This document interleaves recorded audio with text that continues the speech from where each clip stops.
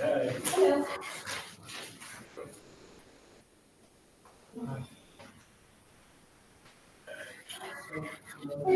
Hello, how are you? So we got another meeting, huh? Yep. Oh, it won't be this one.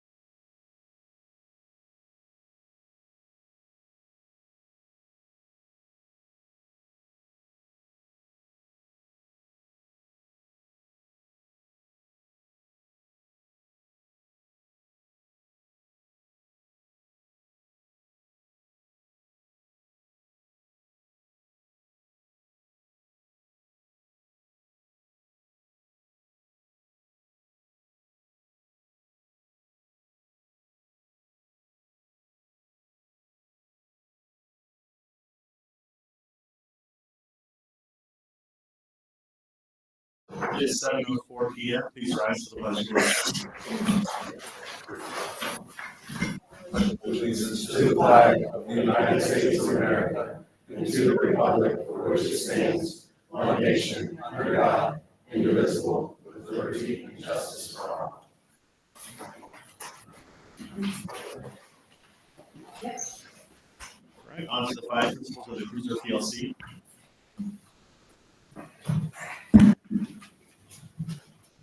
Our Cruiser PLC is about to enter its third year, and we have big plans for communication. We look at this as a real difficult year, and involving the teachers, and make sure that the teachers have a voice and that they're leading this effort. These are our 5 principles of Cruiser PLC.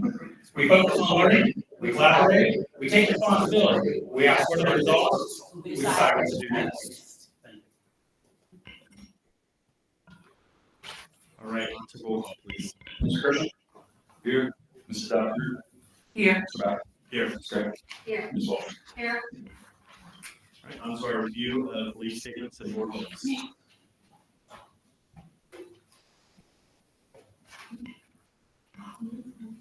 Hold 1 second.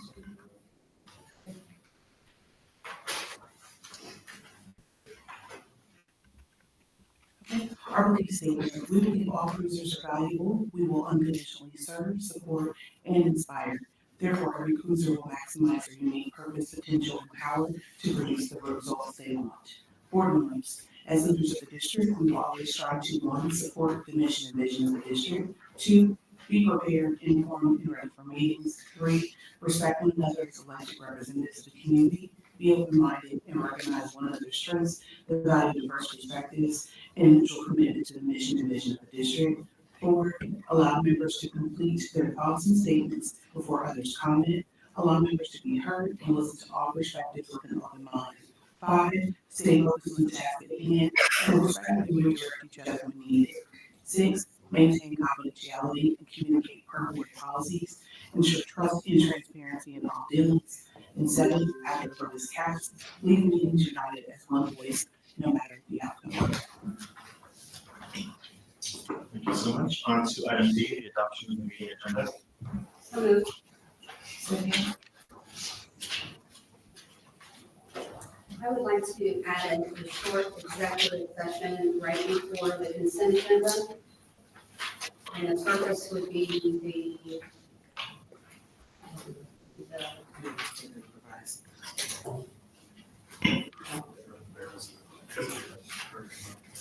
yeah. Do you need, Yes. do you need language for? Yeah. Executive It's session? 121. Okay, for you. Is it related to, Employment, okay.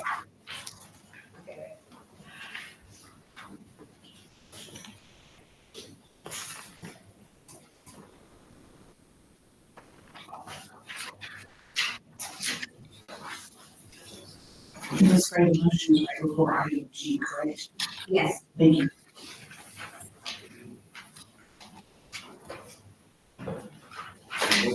What was the approach, please?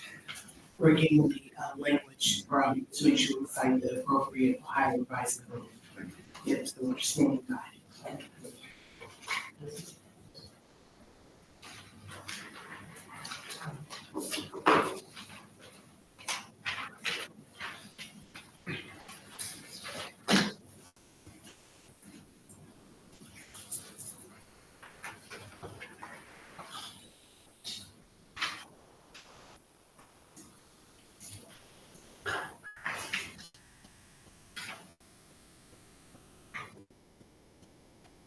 So you want to consider, it's a long paragraph. Do you want me to read you the entire thing?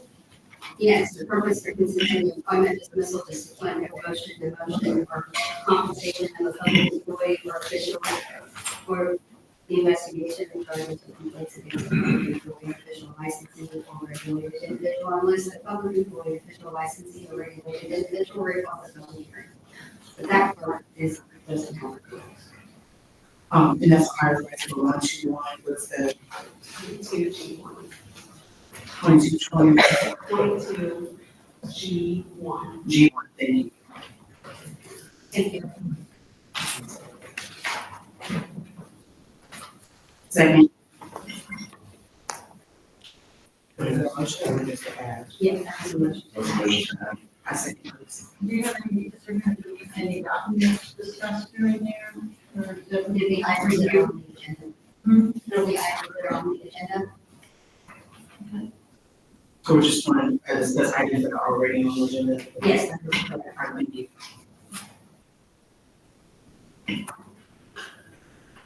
is there going to be a union member representing in there? Will you be discussing employees? They won't be, Are we going to be discussing employees? I can't go into that.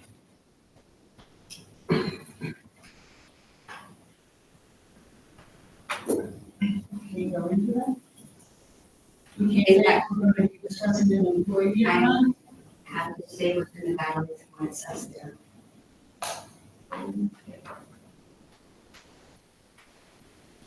So can you reread the motion, please? Add in a short executive session for the purpose of considering the employment dismissal, discipline, promotion, demotion, or compensation of an employee or official or the matter. That's it. And that's ORC 121.2 and point G1. That's great. Is there a reason this, popular now, or should be on the agenda from the beginning? Yes, There is a reason. yes. Can you tell us why? New information. Okay, thank you. But we want, the motion saying we're discussing the employee, the motion to approve or to dismiss or whatever, but we were just told we couldn't go into there at the last board meeting because there wasn't a union. So I'm confused a little bit. Is there going to be a union member represented in this session?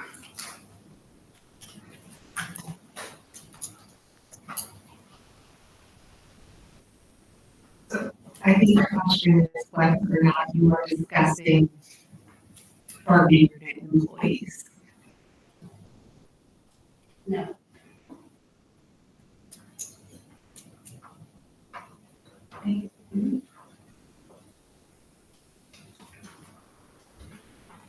All right, on to roll call, please. Mr. Kirby? Mrs. Everett? Aye. Mr. Starr? Aye. Mr. Drake? Aye. And Ms. Olson? All right, motion passes. We have language under D for public participation, looking language at the top of page, 311 states that we're allowing 3 minutes, and then under public meeting, on the retire, we have 5 minutes. So I just want to clarify that, please.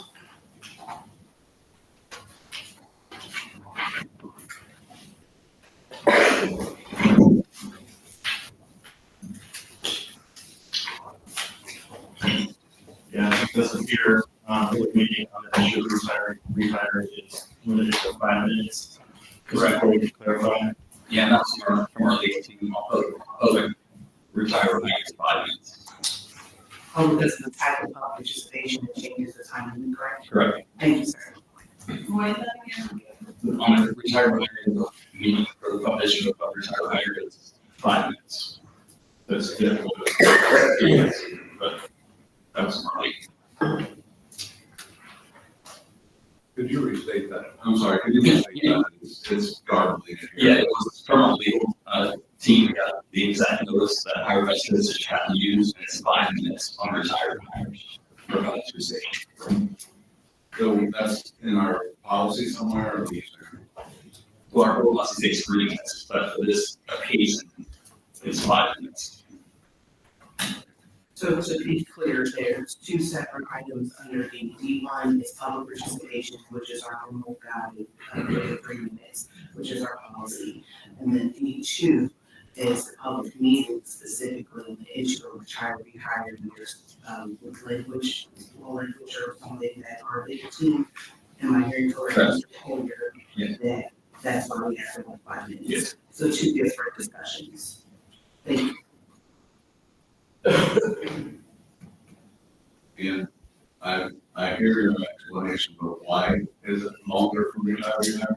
That's the higher cost, that's all. That's state law. That's the state law, that's true, yeah, that's right. Yeah. And our legal team just send that to the team, so we have that, for every 2 weeks. Thank you.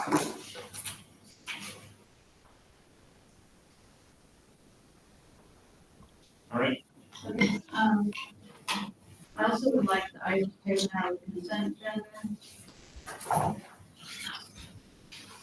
I don't think a lot of them are regular business, I think some of them are new, and we should be discussing them. So, maybe we can which ones? pick them up. And I Could also, you say we'll take them out this motion? yes, Okay. Yeah, we're gonna do that. I just thought the last, couple meetings back this month, we talked about shortening the meetings and putting things back in the consent agenda. So just for planning purposes, for a team, I know with 4 jobs, when you have things in consent agenda, to pull them on, it does take time. So we're going back to just voting on every item, using consent agenda. I just wanna make sure, we discussed this here recently, this year. I just wanted to make sure, we're going forward.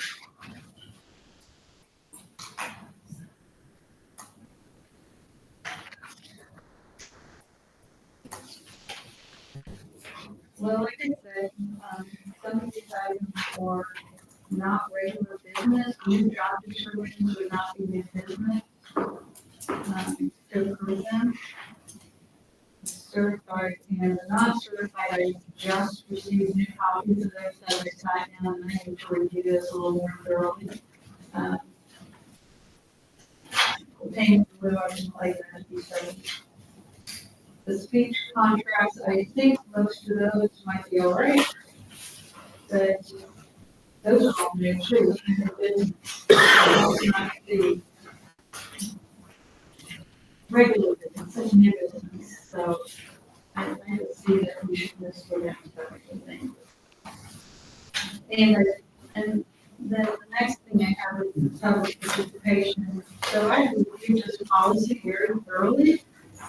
Public participation, nowhere in this policy does it state that we cannot automatically, it doesn't say that anywhere. So I would challenge anyone to show them where it says that.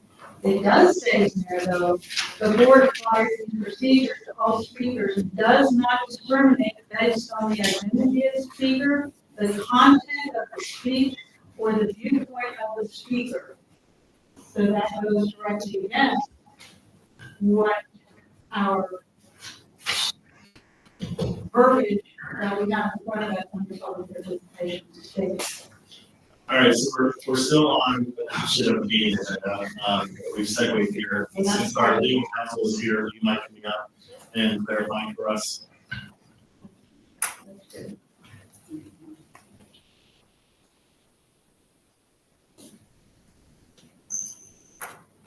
So the issue is when the comments venture into territory that may be protected for the employee. Protected. Where is that in our policy? Where is that in our public participation policy? But I was told that our public participation policy may say that the person cannot come up and speak, who wasn't using the name or what they were coaching, just was making general references, was not able to speak. So the issue that came out at the last meeting I was here for is that a specific employee was being named and the comments we're headed toward issues that were protected issues for that employee. I understand that you're saying it's not in the public participation policy. You are required to abide by the contracts that you have negotiated and Ohio Revised Code in addition to that. So it wasn't in the policy, it's our GMA, our negotiated agreement, because what we were told every board meeting was the policy and the contract, but now we're being told it's just a contract, is that correct? I was not looking at your policy when we had the conversation, but you are required to abide by your board policy. The policy when we were having this conversation. During the conversation, you said that policy is why we could not have that discussion. You called out who would be the date. So you are required to abide by your policies, your bargain agreements, Ohio Revised Code, and Ohio Constitution, the United States Constitution.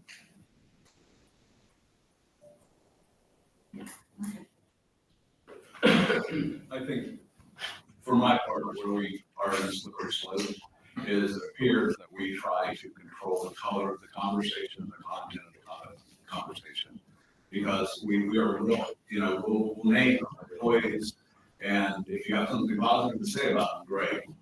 But if you have something negative to say about them, like for instance, you can't talk, you don't have to come to executive session.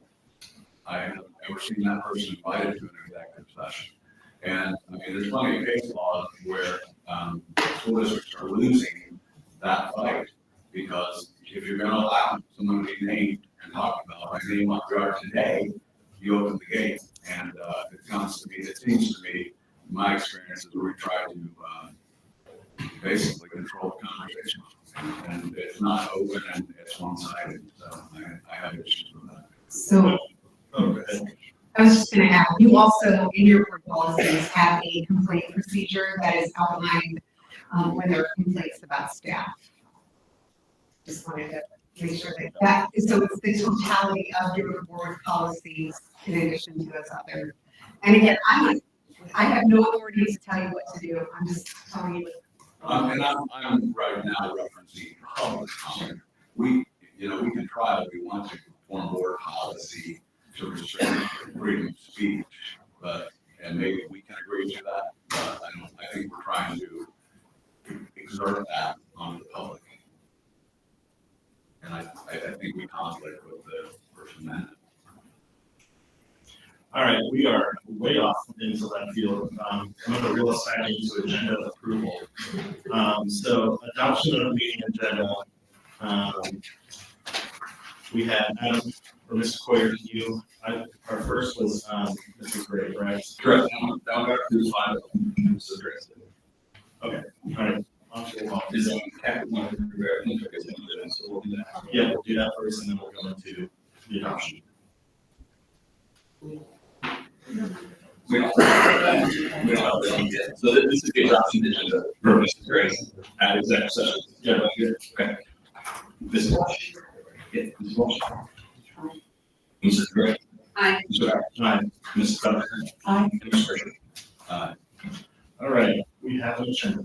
On to item D, guidelines for public participation. Get my.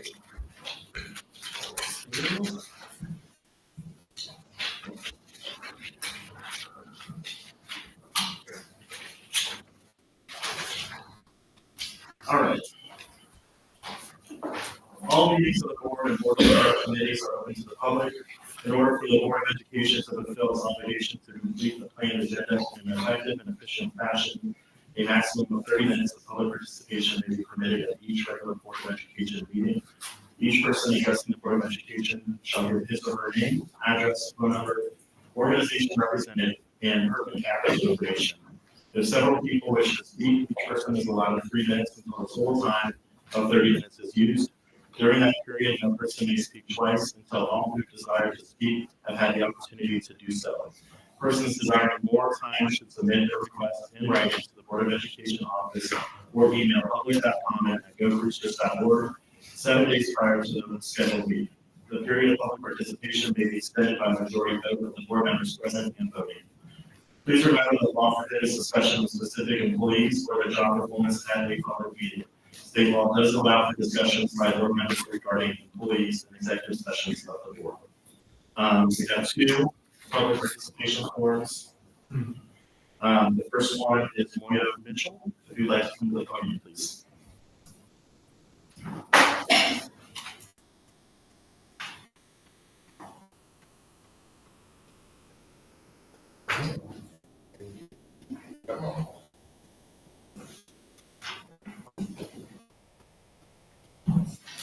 Good evening. So on behalf of the Parent Advisory Committee, a couple of our members are here with us today. We just wanted to come in and check in with the board and answer any questions the board may have. They're coming to hang out with me now, so I'm not here by myself. Support. So the Parent Advisory Committee has been meeting every month for the past almost a year now, and has discussed all the things that were previously spoken by that have been expressed by those parents. We met with representatives from the board and from the school district to get an understanding of how the board works and how it makes decisions so that we can get relevant feedback. We invite any questions that we can answer, whether these are consistent of or things that we come across. Can I clarify real quick? We have on our agenda a presentation for parent advisory. Would that be better suited at that point? Yeah, we have it on, item at 2, it'll be modified then that is on the agenda for today, the actual presentation. Yes, ma'am. So, anytime. Yes, sir.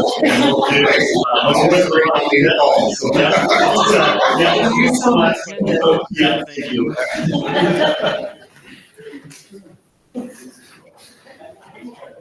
All right, next we have Jake Decker. Please come to the meeting.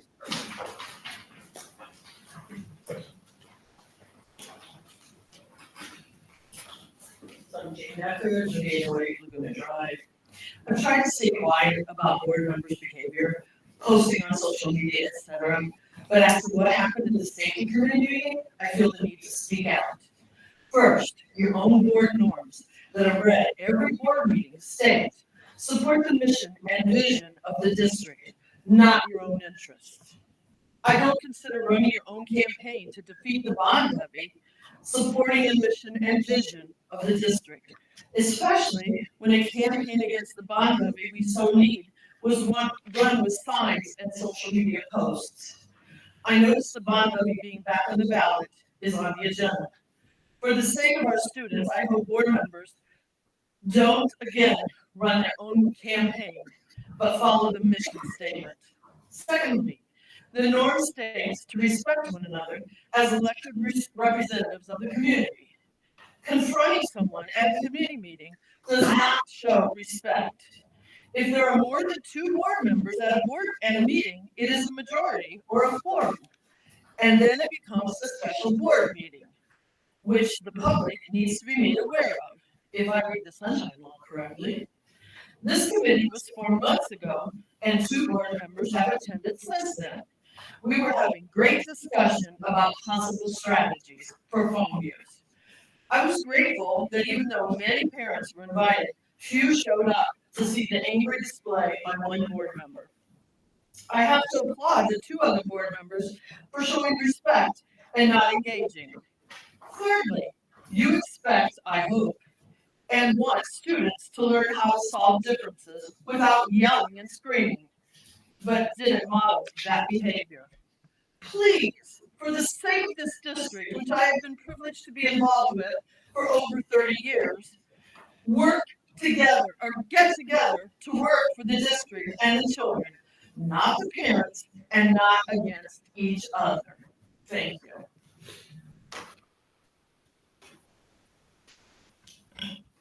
All right, on to item 2, public meeting on the issue of rehire.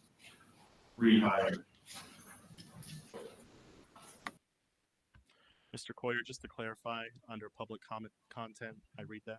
Yeah, and this is Okay. just opening up so the public, do we have anybody that signed up to speak? No one signed up. We're good. Okay. All right. Thank you.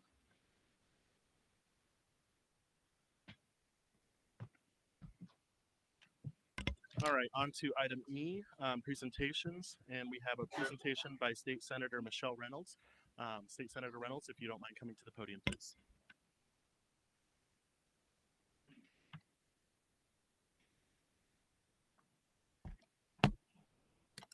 Good evening, members of the board. I'm State Senator Michelle Reynolds. May I first ask if I have a time limit because I want to respect your time? You have no time limit. Okay, thank Thank you. you. I won't be long, but I do want to be thorough and I do want to give you opportunity to ask questions. So I am doing my rounds. The General Assembly is currently in recess, and so I like to do my rounds while we're on summer break. And by my rounds, I like to come to school board meetings and the township meetings and city council meetings to give you a legislative update. So I'm here to do that today, but first I just want to share with you all that there are several committees that I sit on that may be of interest to you or helpful to you in the future. I'm currently the chair of the Housing Committee in the Senate. I'm also the vice chair of Judiciary. I am the vice chair of Workforce Development. I'm also on the Agricultural Committee, and I am also on the Small Business Development Committee. I formerly, last General Assembly, was on the Education Committee. I do care deeply about education, but I no longer am on that committee. However, I'm still here to be as helpful as I can to you as it relates to education. So it's good to see a lot of you again. I mean, all of you. I've actually served with several of you right here at Groveport Madison School District on one of the committees when you were first forming it. So it was good. It's good to be back here with you today.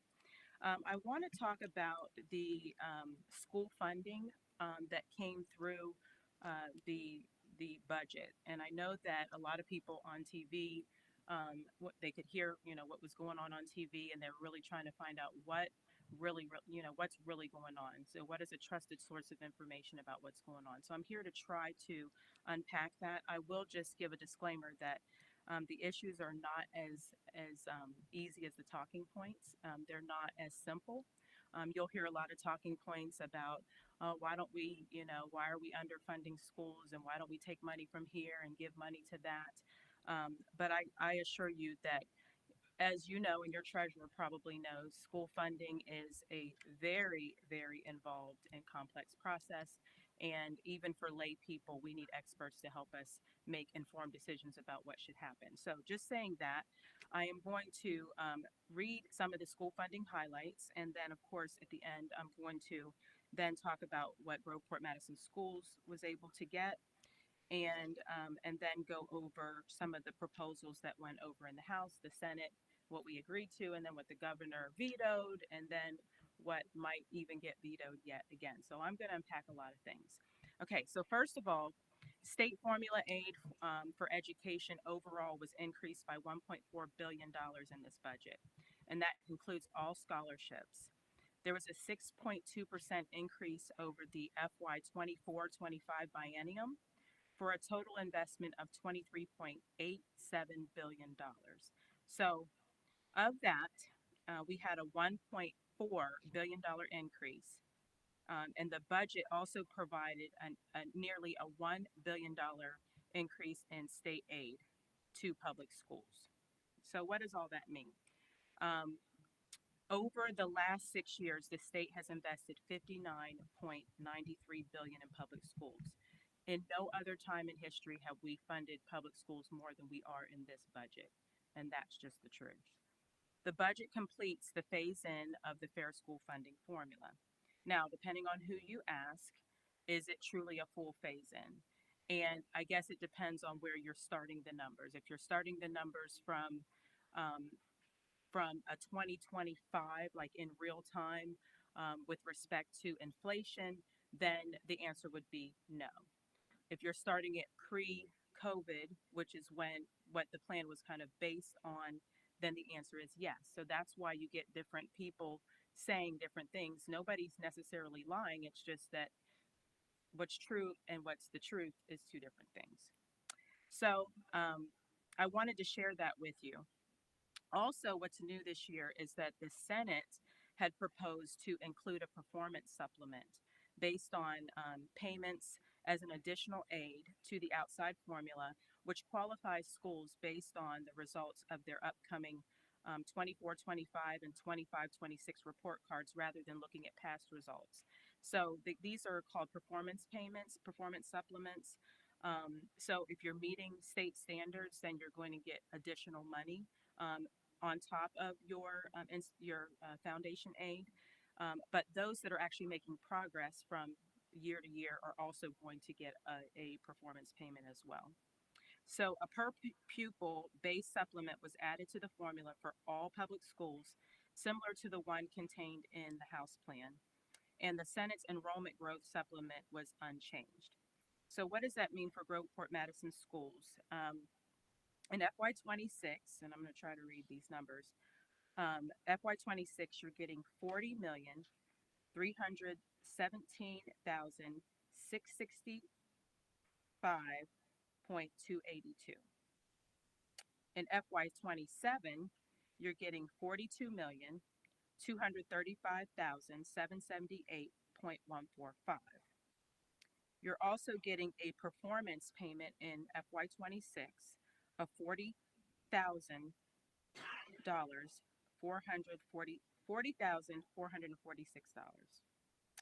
And in FY27, you're getting a performance payment of $42,560,432. I'm sorry, let me back that up. Your actual, yeah, no, that's right. That is your, so you're getting, let me just repeat that. In FY26, you're getting a foundational aid payment plus your performance payment is going to take you to 446,616. And your FY27 foundation aid plus performance payment is 42,560, 136. So what that means in terms of your performance bonus is 2,242,766, and in FY27 it's 2,235,331. Okay, so that's what I wanted to report on Groveport Madison schools. What I really also want to share with you is that, obviously there's a lot of conversation around property taxes. If there was any one bright spot in the budget in terms of being kind of like the number one issue, everybody was talking about school funding and property taxes. And I just want to kind of unpack why that, is so important. I mean, obviously, property taxes have increased for anybody in here that owns a home. Property taxes have increased in some communities up to 40%. So, people are feeling the pain. We get calls all the time from residents who own homes, a lot of them seniors who worked all their lives, and they would love to support school levies, but they just can't. They really just can't afford to do it because property taxes are already 30 to 40% increased. And they are calling on the legislature to do something about it. And at the same time, property taxes, of course, are linked to school funding because it's part of the fair school funding formula. So you have two groups that are just like, yeah, we really want to support our schools, but we also want to be able to afford our homes. So what do we do? So the legislature does what we do best. We either solve a problem or create one. So we got together and we tried to, as lay people, elected officials, much like yourselves, we tried to solve the problem. And we came up with various proposals. In the House version of the budget, the House came up with, or at least the majority came up with this whole notion of cash carryover balances. And everybody's like, no, don't touch the cash carryovers. Some schools are doing the right thing with their cash carryovers and should be applauded, because anytime you are carrying over some cash balance, you're showing that you're being a good steward of, public money. To an extent, you're trying to save for a rainy day. You're saving for, making sure that you have good bond ratings, making sure that you're fiscally responsible, making sure that you have money for, whether you're building a new building or what have you. So no one wants to really penalize someone for doing that. It's not until we uncovered that there are some school districts in Ohio that are sitting on 100%, some of them up to 250% carryover, cash carryover, and then they still want a full fair school funding formula because that's just state law. That it makes us as good stewards say, well, what are you doing with all that money? There's just a lot of money, and we have to answer to the taxpayers, especially the property tax owners, taxpayers, saying, why do they have all this money and why do we continue to give it? That's just what we do as public stewards, right, of the public funds. So we're looking at that. Now, that's not all schools, right? But that is a nice majority of some of our, at least suburban schools. And so the House came up with a carryover balance of not more than 30%. And if a school district had over 30%, then they would be, they would get their fair school funding short, the rest, and then the rest would be given back to the taxpayers. The Senate said that that's too conservative. We want to allow school districts to carry up to 50%, which was a lot more generous.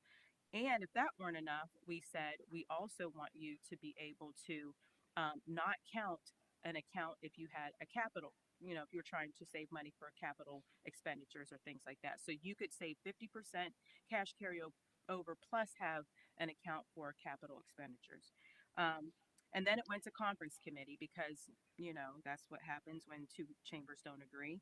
And then at conference committee, once they said, well, 30 and 50, let's come up with 40. So it was a 40% cash carryover cap, but with the Senate's version of still allowing additional account for if you're saving for capital improvements.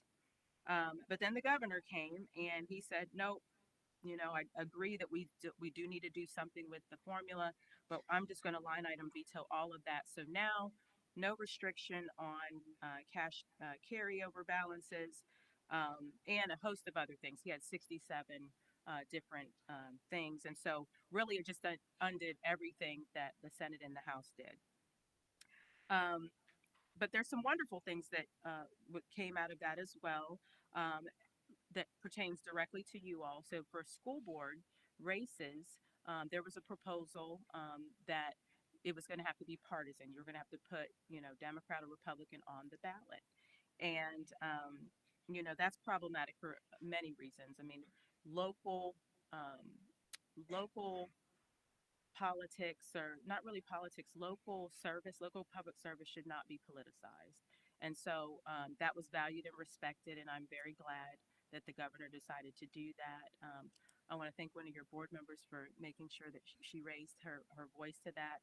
And for the most part, I mean, we want to make sure that in our local races, whether it's school board or even city council, it should not be partisan. Or even our township, it should not be partisan. We want to encourage our community members to serve and not be divided on partisanship.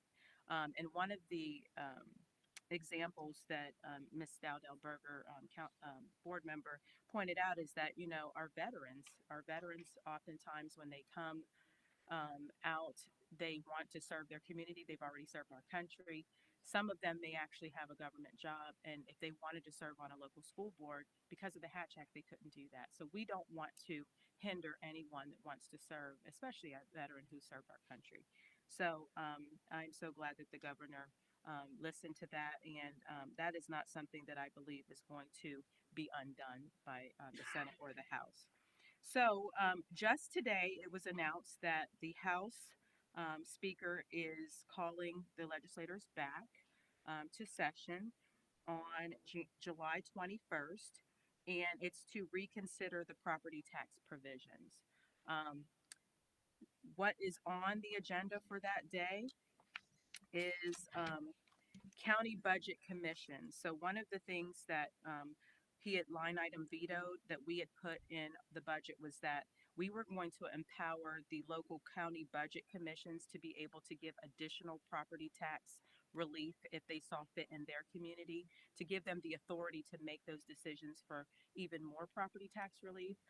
We wanted to give more local control, and he line item vetoed that to remove that authority from them. So that is actually on the agenda to be reconsidered, and maybe possibly overturn his veto on that. Also, there is information. Well, one of the things that the House is looking at is revising the 20 mil floor calculation, so that a 20 mil floor is actually a 20 mil floor. So we'll see if they have the votes on that.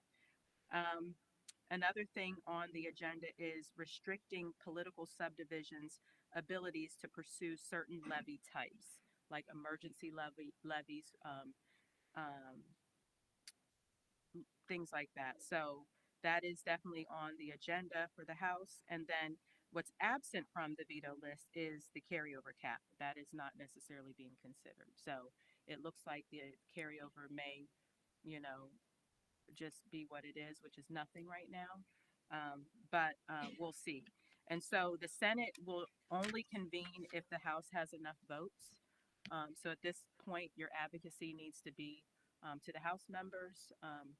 But we will only convene if the House has enough votes, and it then comes over to the Senate. Otherwise, if they don't, it's done. However, we all have until the end of the year to look at these vetoes. So just want to give you that information. So hopefully that wasn't too confusing. I know it's kind of like football, like, pass the ball back and forth and all of that, but hopefully that's not too confusing.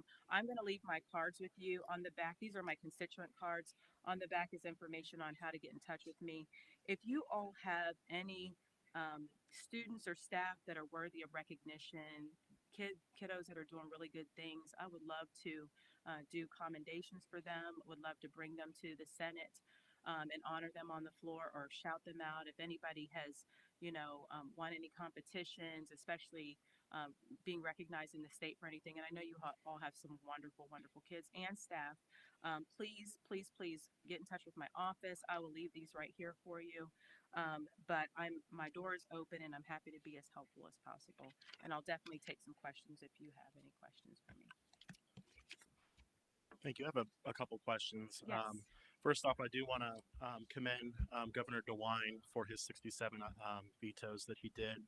I know you had seen myself and Mrs. Dowdleberger providing testimony at the Senate Finance Committee in opposition. I guess my first question is to our treasurer. If these line items 55, 56, and 67 end up getting overridden, how is that going to affect our district? And then I'd like to know your stance on that as our representative. I know you said the House right now is where we need to be, but if it does go to the Senate, are you willing to advocate for our children? Which items are those? 55, 56, and 55, 56, and 67. What are those? That is the school district property tax levy restrictions, in addition to the outside levies that Senator Reynolds had spoken to us about. We have all continuing levies now, so we don't have the emergency or substitute. Okay. Yeah. So my understanding of, because I asked these questions today to my Senate president. So the 20 mil floor situation, I wanted to make sure, I want to talk to all of my school districts to see how that affects them, impacts them in any way, shape, or form. So I'm looking for, to add to, more information. Yeah, I got a couple ads. The cash balance, I'm glad that that's not going back to veto, because that would be a no for me. Good, because the 40% was way too low. Yeah. Just because when you have cash flow, we get 2 payments in August and March. Well, you get things on August and you're negative for 5 months. That'd be really make it scarce. So I'm glad to hear that. We are at 24. We're like 0.02 away from it. So the 24 is kind of important for us. So I would like to stay at 24 and not go any lower. And that was one thing when I've been in treasurer 20 years. When you talked about what I would say is if you've been a good steward of taxpayers' money, and you're at the 20. Excuse me, Adam. Do you have your computer speaker on? Maybe. No, I don't think so. All right, let me turn it off. Is that any better? No, it may be the mic itself. So try the one next to you, maybe. Maybe back away a little bit. Yeah. Okay. So the thing about the whole cash balance at 20 mil floor, I think if you're at the 20 mil floor, and that means you've been a good steward of the taxpayers' money, because that means you're not one for levy after levy after levy. I think there should be something in there where if you get to 20 mil floor, got through this cash balance or something that comes with it, then that should play a part, because how I see it, common sense says that if you're not 50 mils or 40, 50 or 60 mils, which means every 3 or 4 years you're asking for more money from taxpayers, and you're going to get steward of the money, that should come into the thinking of the senators in the House. When they're devising these laws, I guess that's one thing I like to say. And I get it. As a property taxpayer, private tax relief would be great for me too. But I also know I want to support fire and police and schools also. So that was the one thing. So the 20 mil floor is kind of important to Groveport. But I think we've had 2 levies in the last 30 years. I think one was a merchant levy, and then they renewed it for 5 years, but then they made it continuing, and then before that was 1993 or something. So again, over 30 some years, there's only been 2 levies for operating. So, and previous to Chicago's that same thing. 1993 was the last operating levy. So I think if you're a good steward of the taxpayers' money, and I get it, houses are going up, private taxes are going up.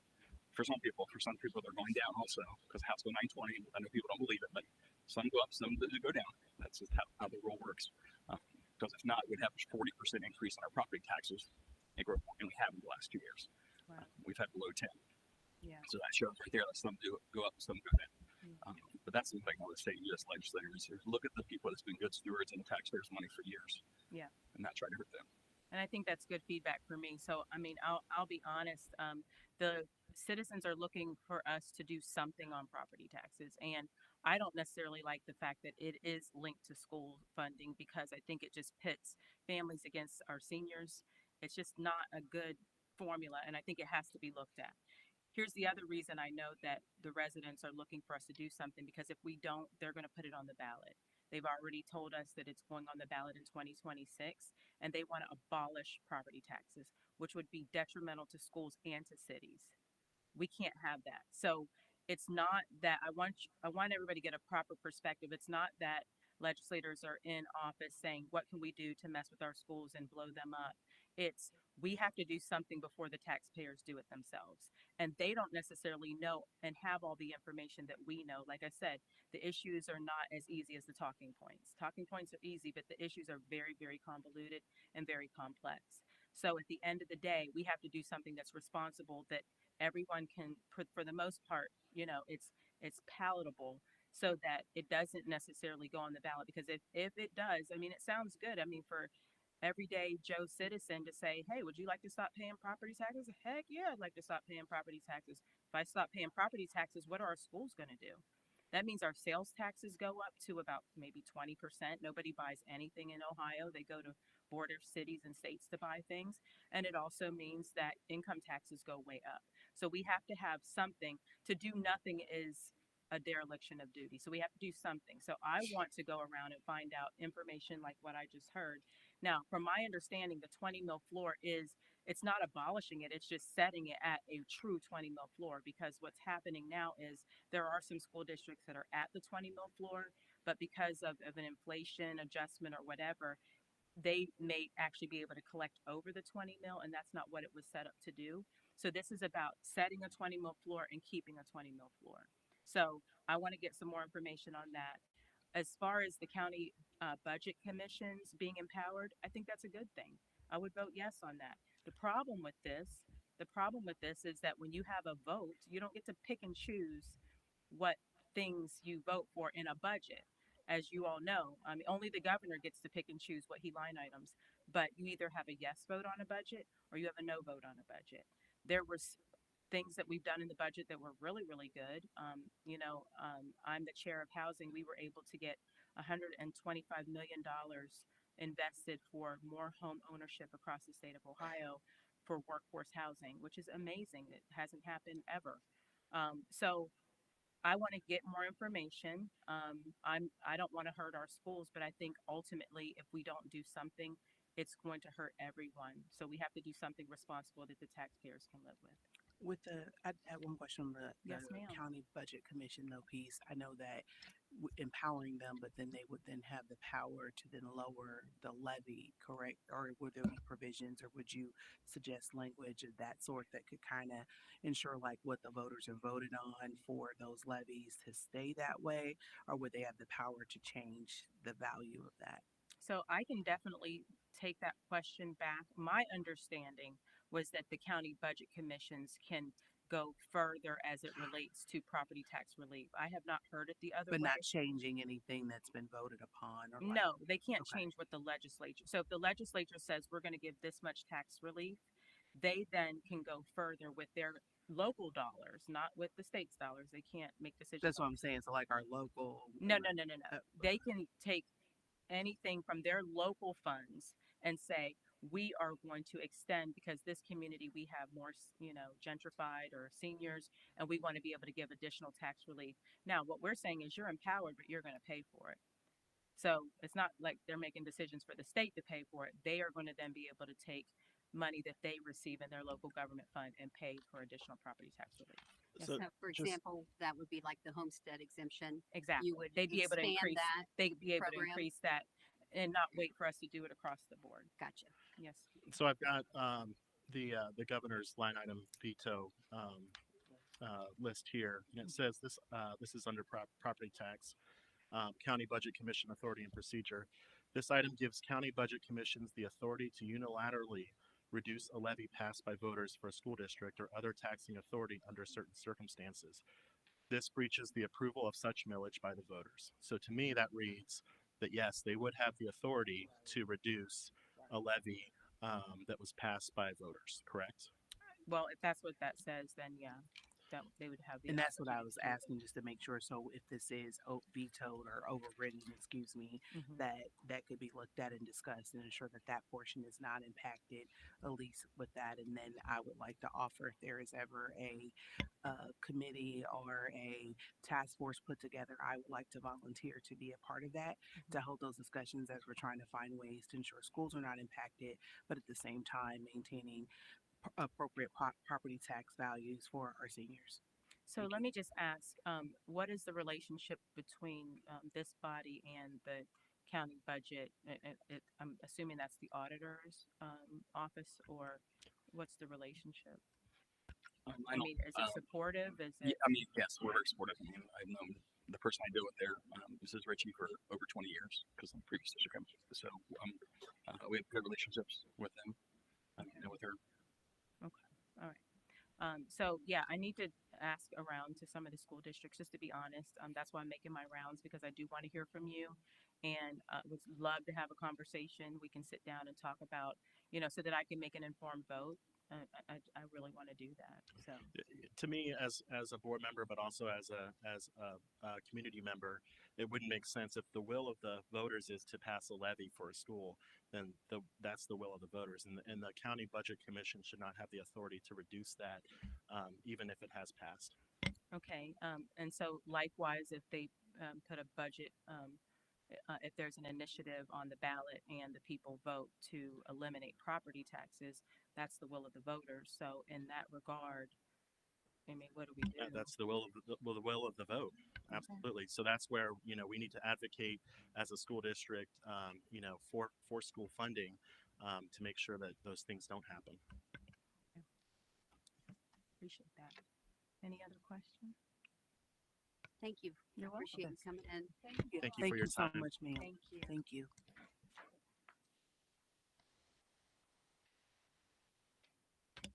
All right, on to item F, board items. First item is number 1, the Educational Trust Golf Outing update. Yes, it was a great day, beautiful day. We had a lot of teams. We actually made $12,908, so about $400 more than last year.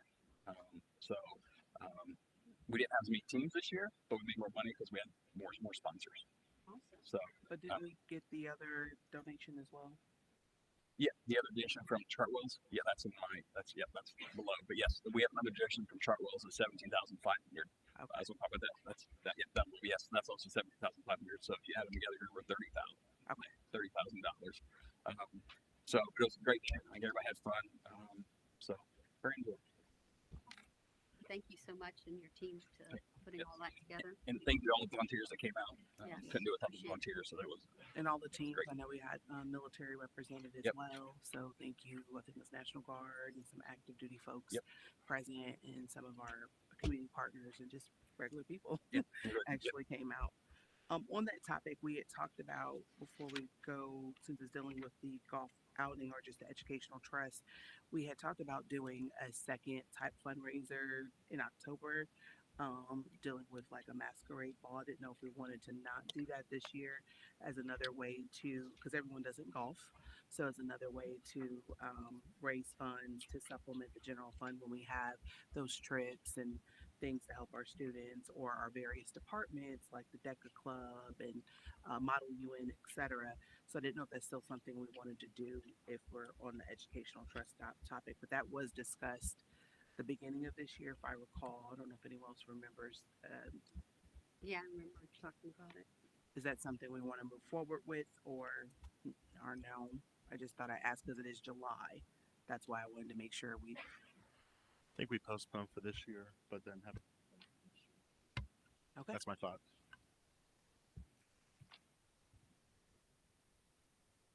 That's fine. Agree. Anything else for the golf outing? No, thank you again, Mr. Collier. All right, on to the Parent Advisory Committee presentation. So I do apologize for earlier, but please come up now. And if I could preface and say that thank you all for being here. The other piece is we had a power outage yesterday, so our official presentation we will have at our next board meeting, but I at least wanted Ms. Gray and I would like for everyone to introduce themselves, and we could do a high-level overview of kind of the meetings. These are some of the core folks that are meet with us, but we will do a formal presentation with the power outage and the entire committee not being able to meet appropriately. It was inappropriate for us to meet in silos to then do a presentation, just for full context since it is on the agenda. So if you guys could at least introduce yourselves, I appreciate it. Thank you. Hi, I'm back. My name is Moyo Mitchell. I'm one of the members of the Parent Advisory Committee, as are these ladies here who are not going to speak because they're bullying me. Obviously, there was a snafu earlier. But we really just want to be present and be responsive so that anything that the board wants to reflect to us, we can make sure that we share.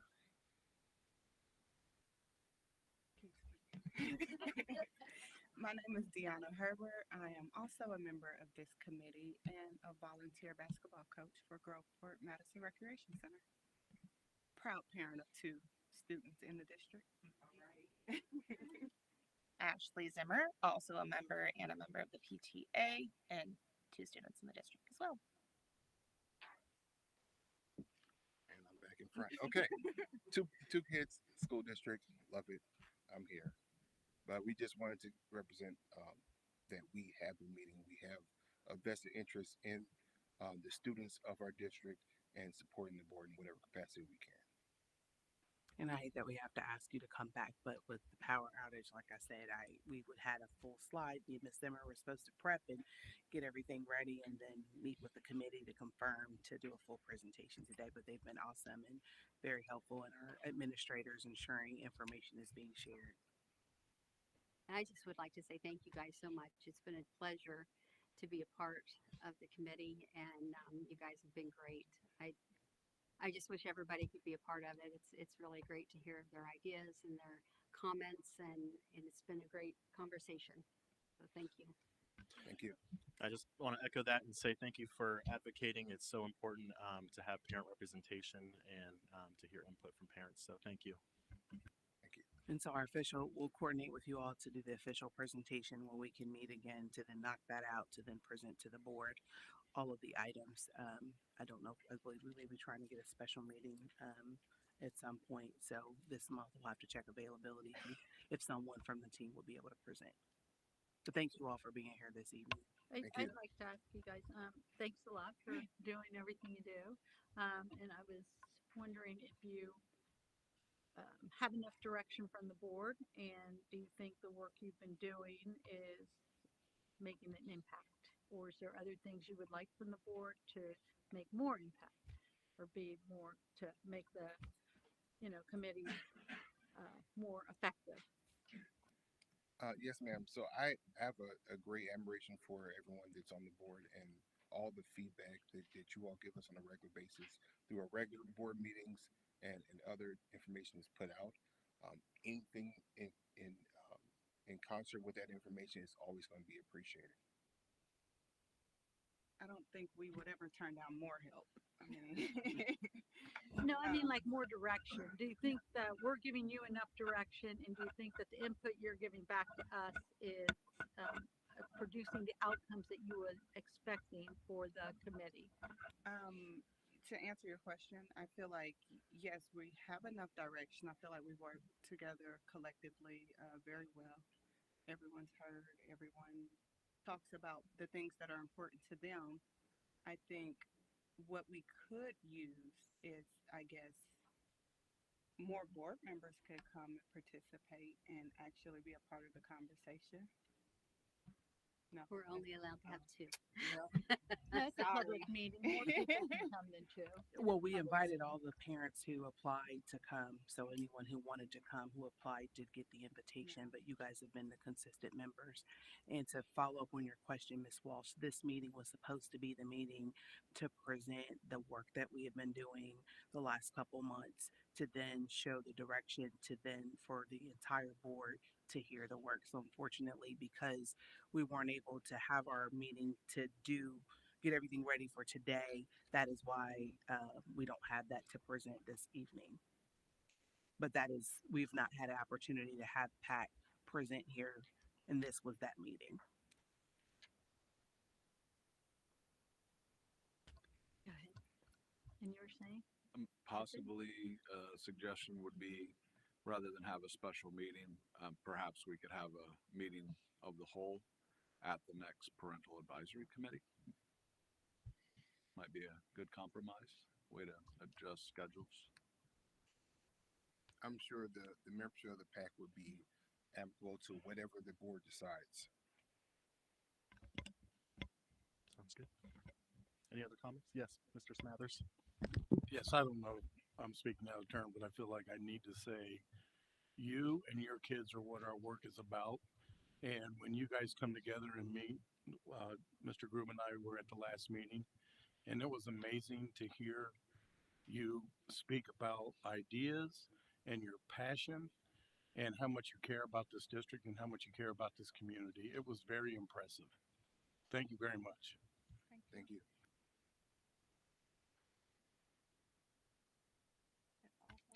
And if we were to, I know that you want to make the next PAC meeting a special board meeting, then Mr. Kirshner, is that what you meant for the next PAC meeting? But it would be a special board. It would be a special. Simply make the next parental advisory committee. But special also board, a special board meeting. What we would call committee of the whole is one way of. That's just one word for it. Yes.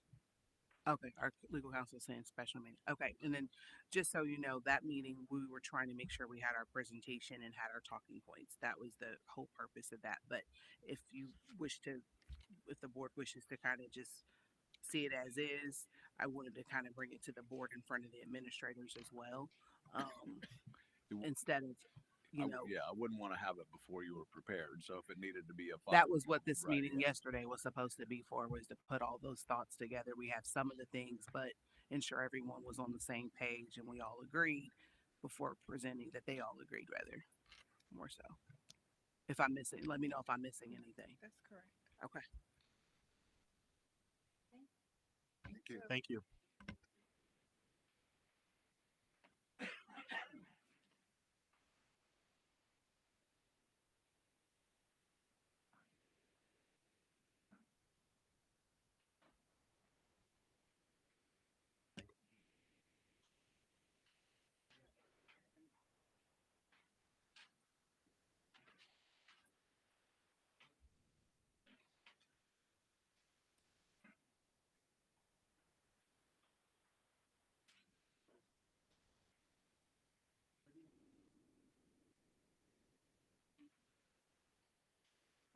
I can't hear what you guys are saying. I hear. Well, I'm looking for the executive We session were trying to language. get the language, Ms. Walsh. We're on executive session. No one's, yeah, sorry, Ms. Walsh.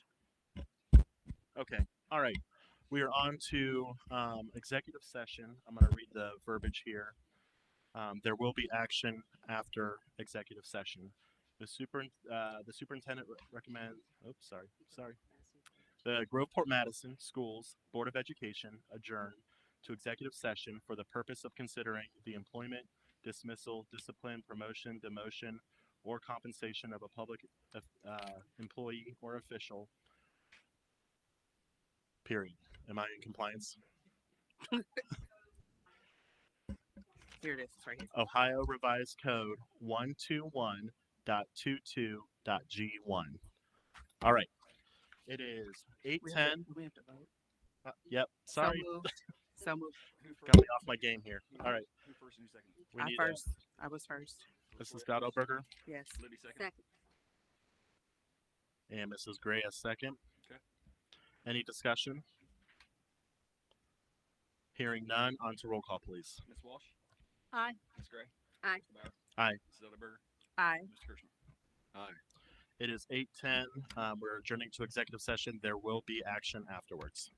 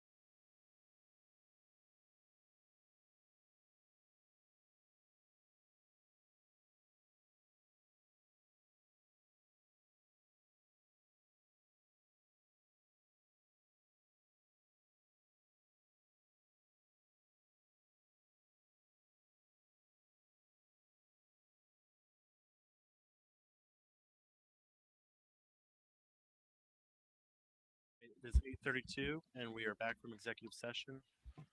On to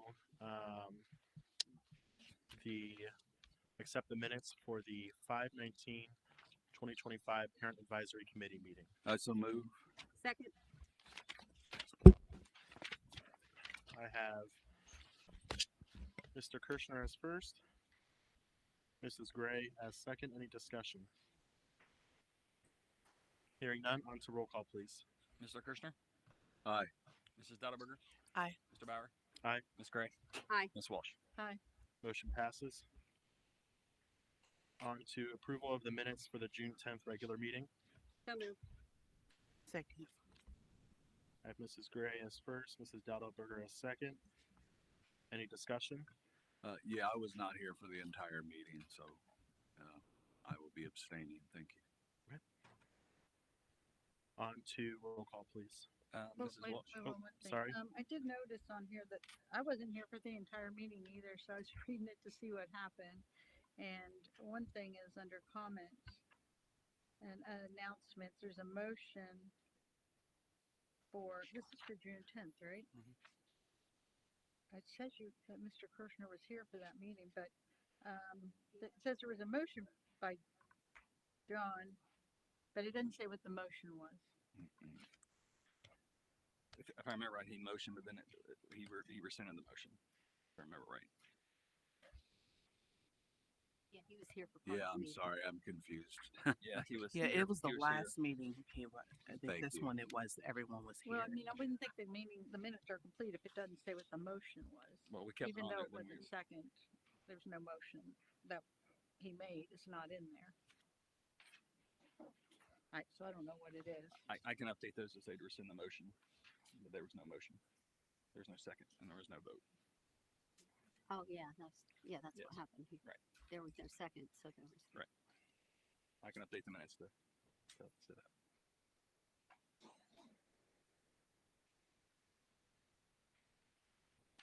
Well, I wasn't here for the whole motion, so I'm probably not gonna abstain it. All right, you abstain. Okay. Okay. You ready? Yep. All right, Mrs. Walsh. Abstain. Mrs. Gray. Aye. Mr. Bauer. Aye. Mrs. Dotterberger. Aye. And Mr. Kirshner. Aye. Motion passes. Superintendent recommends that the Groveport Madison Schools Board of Education approve the attached job descriptions. We have some edits. We're not going to do the 4 administrative job descriptions, and we are going to vote on the 2 hard copies that have been presented to you. One is a transportation staff liaison, and the other one is high school assistant band director. So moved. Second. I have Mrs. Dotterberger as first, Mrs. Gray as second. Any discussion? So I just want to be clear, like, on our agenda, and I guess that would be the agenda that everybody's looking at. We're gonna delete the deputy superintendent, the human capital director position, assistant director of human capital, the director of innovation and accountability. That's it. We're gonna have transportation liaison, and we're going to add, because that's not on this agenda. Assistant, let me see if I get the title right here. This high school assistant band director. Correct. Correct. Assistant band director. Just give me a minute so I can quickly look at it because I haven't had an opportunity to.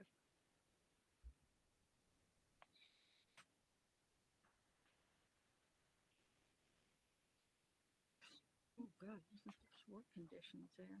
Occasional exposure to blood. Okay, thank you.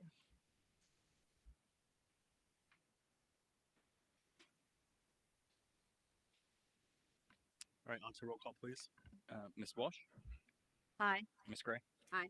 Mr. Bauer. Aye. Mrs. Dotterberger. Aye. And Mr. Kirshner. Aye. Motion passes.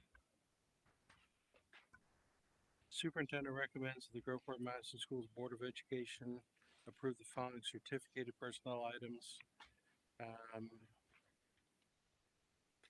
minus the deputy superintendent additional job duties. So moved. Second.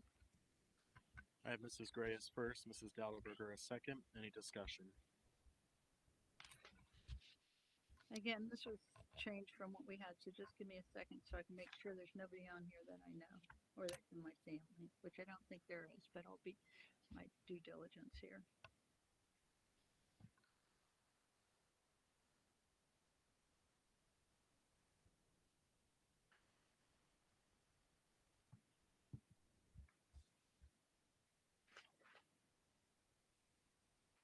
Okay, we're good. On to roll call, please. Mrs. Walsh? Aye. Mrs. Gray? Aye. Mr. Bauer? Aye. Mrs. Dotterberger? Aye. And Mr. Krishna? Aye. Motion passes. Before we move on to the next item, we have a couple people in attendance tonight. I would like to recognize, first is our new assistant principal. His name is Brian Lowry. He's going to be at Dunlow Elementary School. Brian comes to us. He's been a few different places, most recently as Reynoldsburg. We're happy to have him come join the team. Brian, would you like to come up just quickly to the mic and say hello and tell a little bit about yourself?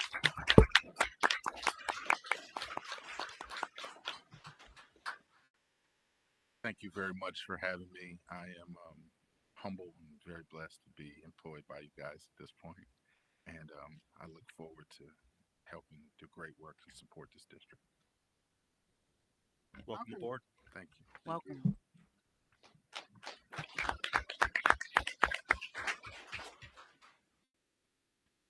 Also here tonight is our new Director of Special Education, Amanda Bernowski. She goes by Mandy. Is that Mandy? You want to come up? And Mandy also comes to us most recently from Reynoldsburg. She's been a few different places along the way.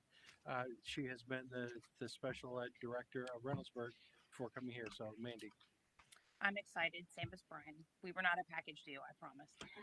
But I'm very excited to be here. The things that I've learned and know about Groveport are amazing. So I echo his sentiment. Welcome. Thank you. Welcome.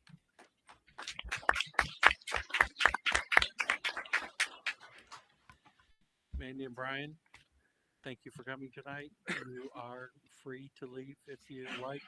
This is the only time I offer this, so take advantage. Thank you for coming in.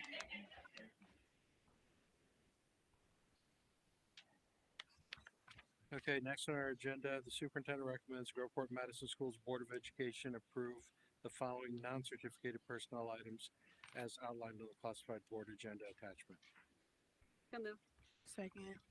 I have Mrs. Gray as first, Mrs. Dowdleberger as second. Any discussion? Hearing none, on to roll call, please. Mr. Krishna? Aye. Mrs. Dotterberger? Aye. Mr. Bauer? Aye. Ms. Gray? Aye. Ms. Walsh? Aye. Motion passes. Superintendent recommends the Groveport Madison Schools Board of Education approve payment in lieu of transportation reimbursement. The Ohio law allows for public school districts to determine the impracticality of transporting students attending schools not located within the district after consideration of a number of factors. Upon that determination, the school district is permitted to offer payment in lieu of transportation to the parent or guardian. Transportation Department has completed studies, and the residents in the affected areas will be offered payment in lieu for the 2025-2026 school year. Correct. The initial list of families being offered payment in lieu of transportation is attached as executive content. So moved. Second. I have Mrs. Gray as first, Mr. Kirschner as second. Any discussion? Hearing none, on to roll call, please. Ms. Walsh? Aye. Mrs. Gray? Aye. Mr. Bauer? Aye. Mrs. Dotterberger? Aye. And Mr. Krishna? Aye. Motion passes. Superintendent recommends the Groveport Madison Schools Board of Education approve the speech and occupational therapy contract with REACH as outlined in the attachment. So moved. Second. I have Mrs. Dowdleberger as first, Mrs. Gray as second. Any discussion? Hearing none, on to roll call, please. Mr. Kirshner? Aye. Mrs. Dotterberger? Aye. Mr. Bauer? Aye. Ms. Gray? Aye. And Ms. Walsh? Aye. Motion passes. Superintendent recommends Groveport Madison Schools Board of Education approve the special education contract with Highland as outlined in the attachment. So moved. Second. Mrs. Dowdleberger as first, Mrs. Gray as second. On to discussion, please. Hearing none, on to roll call. Mrs. Walsh, Aye. Mrs. Gray, Aye. Mr. Bauer, Aye. Mrs. Dudleyberg, Aye. and Mr. Christian. Motion passes. Superintendent recommends that the Groveport Madison Schools Board of Education approve the special education contracts with Learning Spectrum as outlined in the attachments. So moved. Second. Mrs. Dowdleberger as first, Mrs. Gray as second. Any discussion?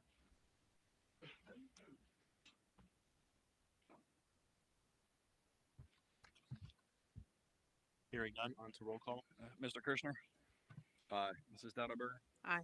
Mr. Bauer. Aye. Ms. Gray. Aye. And Ms. Walsh. Aye. Motion passes. On to superintendent's agenda. Next, we have department reports, and I'm actually going to ask people to come up tonight. We'll start with transportation with Mr. Thomas.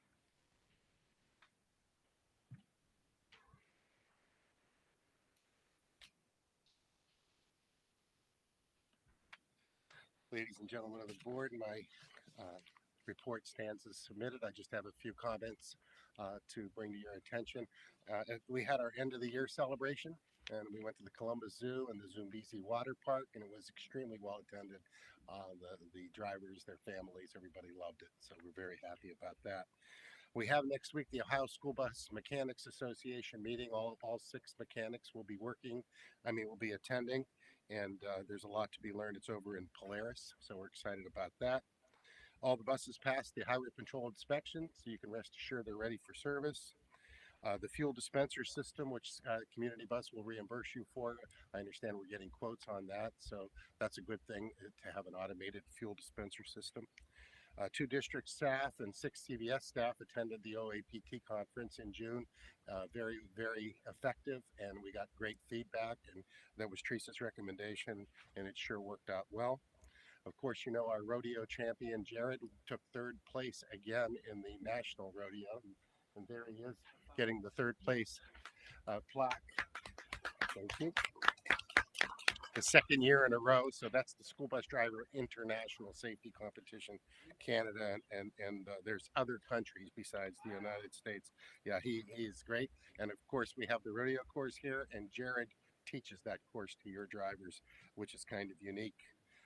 A lot of school districts would like to have that kind of participation. We're really lucky to have Jared. Back to school in-service training. We're getting ready for this school year. Dry runs the first week of August.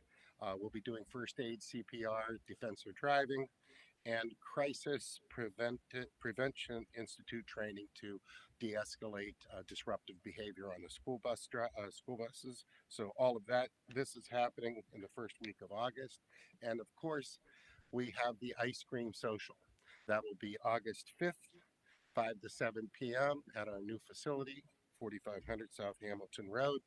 If there's excess people, we will have shuttles from the high school. We're inviting this year all K through 12 students and their families, so it's expanded from last year. All drivers will be at their buses to meet and greet students and their families when they come. Grader's ice cream, once again, will be served. And Ty will get you a preliminary flyer this week so we can edit it and get it out. That concludes my report. Any questions from anyone? Thank you so much.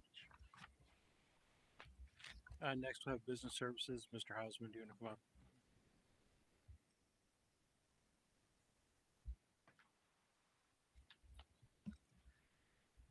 Okay, so for now, still hiring for all the classified positions. Those numbers are coming down. We're getting more and more positions filled, but that has been a major focus over the last month and a half.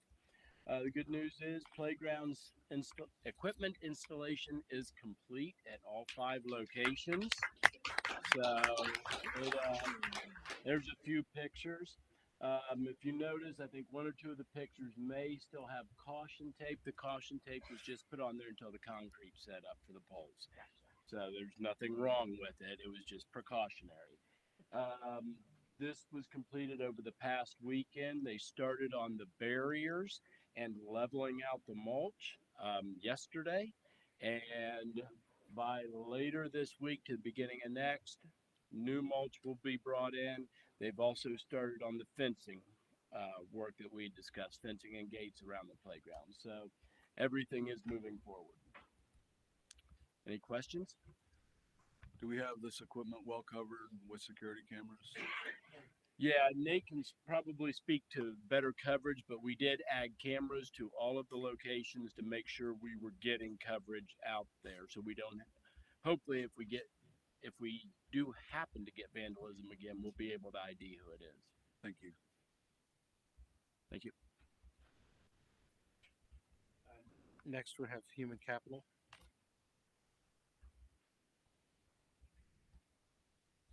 I thought for a second there that Mr. Housen was going to steal my thunder with our job fair that we had on the 30th.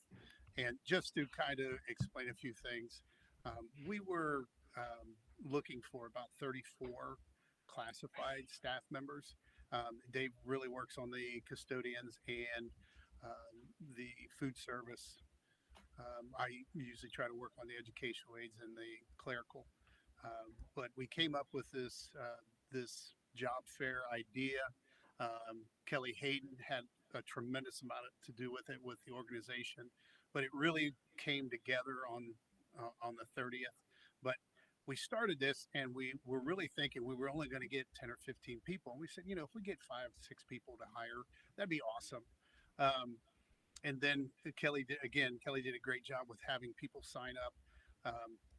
Ty helped us a ton with communications and putting it on the website. And with that, we started off and we were about 5, 6 days away. We had 15, then we got to 23. And then it was about a Friday. And I think the Friday before, Kelly sent me a text, said, "Hey, we got 40. I was like, that's awesome. It was probably 30 more than we thought.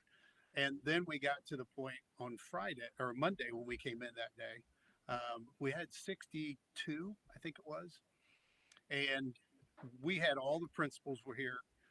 All the principals that could make it were here because they were looking for their educational aides because we had several educational aides in each building. So with that, we had food service. We had the treasurer's department helped out tremendous because they took care of the fingerprinting. That's the only glitch that we had was we couldn't get through all the people with fingerprinting. But we set it up for Tuesday, Wednesday, and then the following Monday, Tuesday, Wednesday. And everybody was great. We had the front desk. Kylie was great. Kendall was good. I forgot. Kendall was good. And the technology department helped out because we had actual ways to sign in. And they were wonderful to work with. And again, we were able to steal the superintendent's secretary for pretty much most of the afternoon. And she was wonderful in here with the background check. You get started with the background checks. So anyway, I was at the door kind of greeting people and trying to guide them in the right direction. I was really trying to push the educational aid too. But once Kelly came over, Kelly was over here with Elaine and they were taking people in and trying to set them up for the interviews. And then I was guiding them in a direction. After an hour that we were there, we had 65 people come through the door. And I was pretty amazed. You could tell 65 people had come through the door. But after that, we got to the end. After we interviewed all these people, we had 115 candidates that came through. And we interviewed all of them in a 3-hour period. Pretty amazing. And again, putting that all together, the organizational part, Kelly Hayden had a ton to do with it. She did an amazing job making sure the principals were focused and get them in. We had different rooms. We were using every single room. And again, we were excited about getting 115 candidates. And again, the best part, that's why you did see quite a few educational aides being hired. Dave had some cooks and custodians on there. It was pretty amazing. If you'd have told me 2 weeks before that, when we started that and Ty put it on the website, that we were going to have 115 candidates, I just thought you were crazy. What's going to come out of this is I feel very comfortable in saying we're going to be able to hire all of our educational aides. and we're going to be able to have substitutes in all of the positions, Oh, that's awesome. which is huge. So it was a pretty amazing day. I mean, we were tired at the end, but it was awesome. We had a great day. So, do you have any questions? No, I just want to say a compliment. That's awesome. That's what it's taking these days with the current climate is to do something innovative and do a job fair. And I think it's amazing that you guys did that. You've got a applicant pool to pull from as well, probably as well. So great job to you and all those in the building that assisted.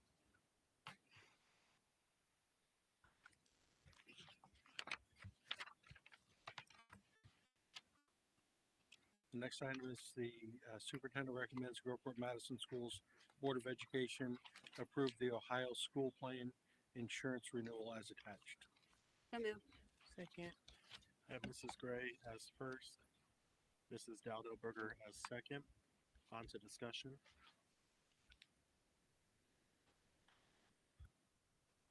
Hearing none, on to roll call. Ms. Walsh? Abstain? Mrs. Gray? Aye. Mr. Bauer? Aye. Mrs. Delaberger? Aye. And Mr. Kershaw? Motion passes.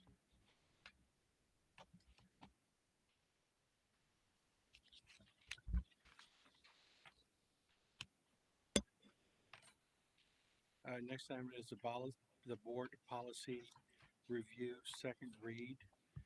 We have the policy review from the previous first read meeting and the cell phone policy. I would denote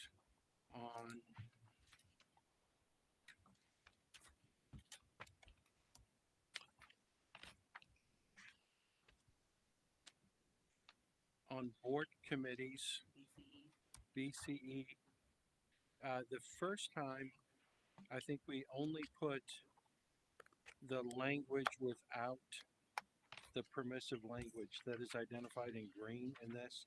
And the reason for that was because that was what I was recommending, to not have the permissive language as the policy. We have the permissive language here showing you what it is. The recommendation still stands to not add that language. What section? So for my colleagues, if you're using board docs, that is, let me see that Page 9, it looks like. Is it consistent with what's in our packet, please? Yes.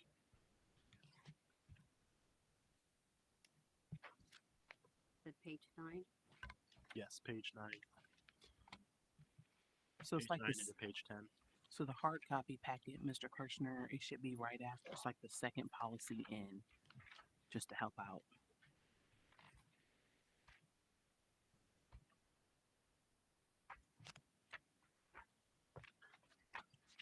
And so, I'm sorry, can you repeat what you had said, Mr. Superintendent?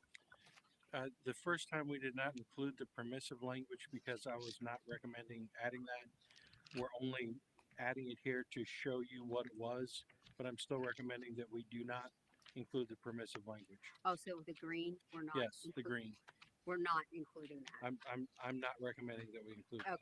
Okay, good, because I didn't agree with that either. So, okay, great. So moved. On that, We're not, Oh, we got I'm it. sorry. So moved. Second. All right, I have Mrs. Dowdell-Berger as first, Mrs. Gray as second. On to the discussion, please. wait, okay. Oh, you didn't have a first name? Yeah. So, on that same, policy, BCE, Is your mic on, please? it is on, I'm sorry, I'll get closer. That same policy, BCE, item number 4, that is not a current policy. It's not in green, but that is not part of our current policy, so I would ask that that be removed. Be removed. Number 4 on under board committees. Yes. Policy BCE. That's not part of our current policy. And it's not in green. But it is not part of our current policy. Just to clarify, you're stating the policy regarding the board president and the superintendent are ex officio members of all committees, correct? Correct. Correct. Okay. That's not part of our current policy. So I would, say that we remove that. And so Jamie, you're saying you don't think that the committees should meet, virtually at all? Correct.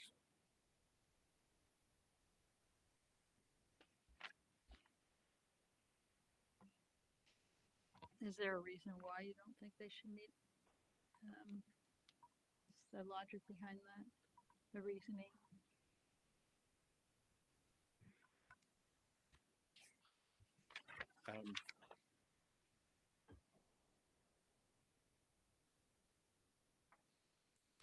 I guess I was just recommending that we're doing face-to-face meetings and all this permissive language that allows different things to happen, that's not a path we go down. And of course, again, that's simply my recommendation to the board. The board can make whatever decision you would like.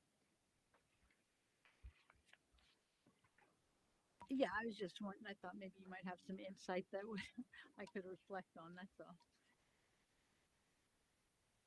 I also wanted to state on this that the permissive language on item 8, that it didn't even make any sense because the board, they can't vote on items that that are included in this because it's not a board meeting. So I don't even understand why that's even included in this as acceptable language, because of at a board meeting or a committee meeting, you cannot vote on board items. So it was. I agree with that, Lydia. In fact, I had wrote down recommend approval because they can't approve anything. They can't vote on things. Yeah, it was They could actually recommend talking it about. to the board, but that's it. Yeah. And I guess a board committee might vote to say, hey, do we want to recommend this or do we want to recommend that? Right. And then they would vote on that, the recommendation, but The not final say is for the board. approval of Mhm. anything. Yeah. But this was actually saying that you could approve or vote on tax issues. Yeah. And So a committee cannot do that. Correct. So, and it also talked about 72-hour notices rather than 48-hour notices. And I just felt that this was going away from what our current policies are. So I would say that the items in green should be not included. I concur. And in this policy, we're discussing that we're discussing that there is no pay for policy committees meetings. Yeah. Is that correct? well, we took out the permissive language. It doesn't say anything about pay, but our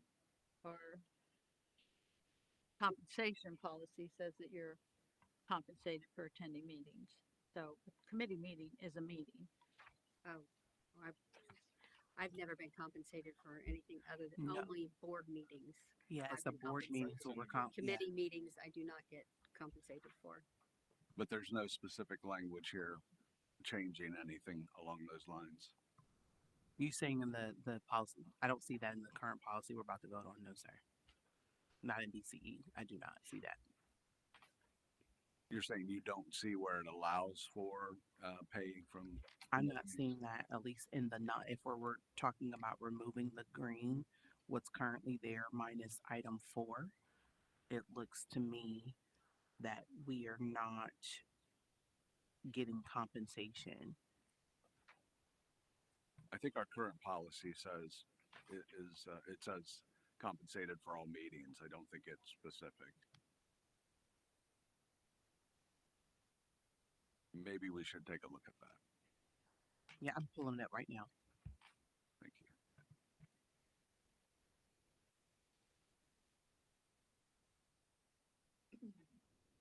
That would be BHD.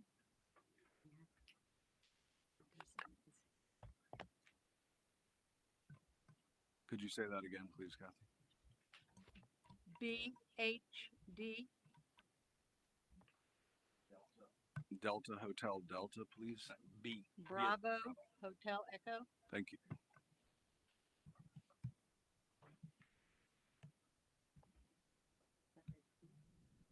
D. D. Delta. Bravo. Delta. Right, Delta.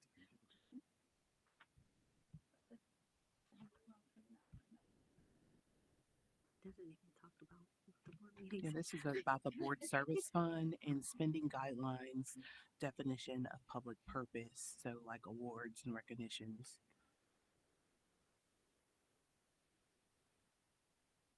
Must be somewhere else. Is it okay since our legal counsel's here to ask what the law states so we can go a little further there while we look at Can you please policy go as to the well? podium? That'd be great. Thank you, Ms. Farrell.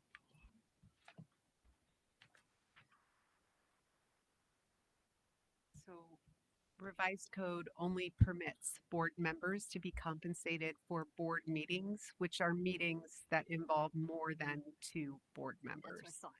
Okay, so committee meetings does not include. Unless you have more than two board members on your committees, they are not meetings that are compensated. Right. They're not board meetings. Right. Thank you.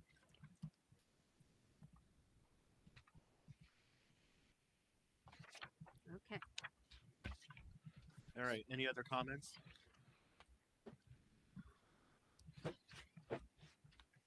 Yeah, hang on.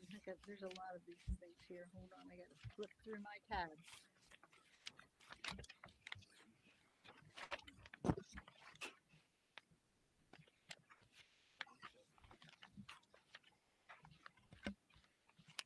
We should make we should vote on each edit, correct?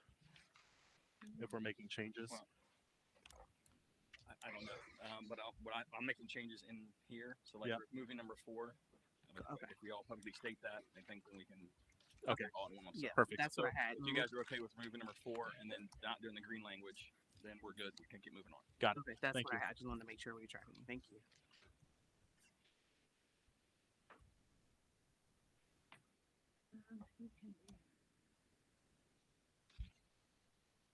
So I also had a question about DJFR. That's the next policy. Who can be a requestor? Requester.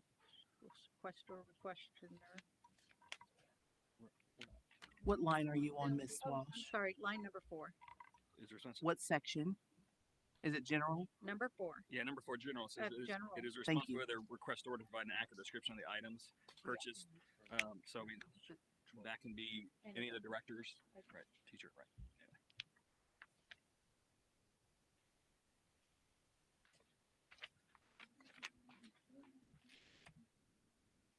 Oh, and then on the next page of it, no, not the next page, page 3 of 4, the same policy, under non-competitive procurement methods. Okay.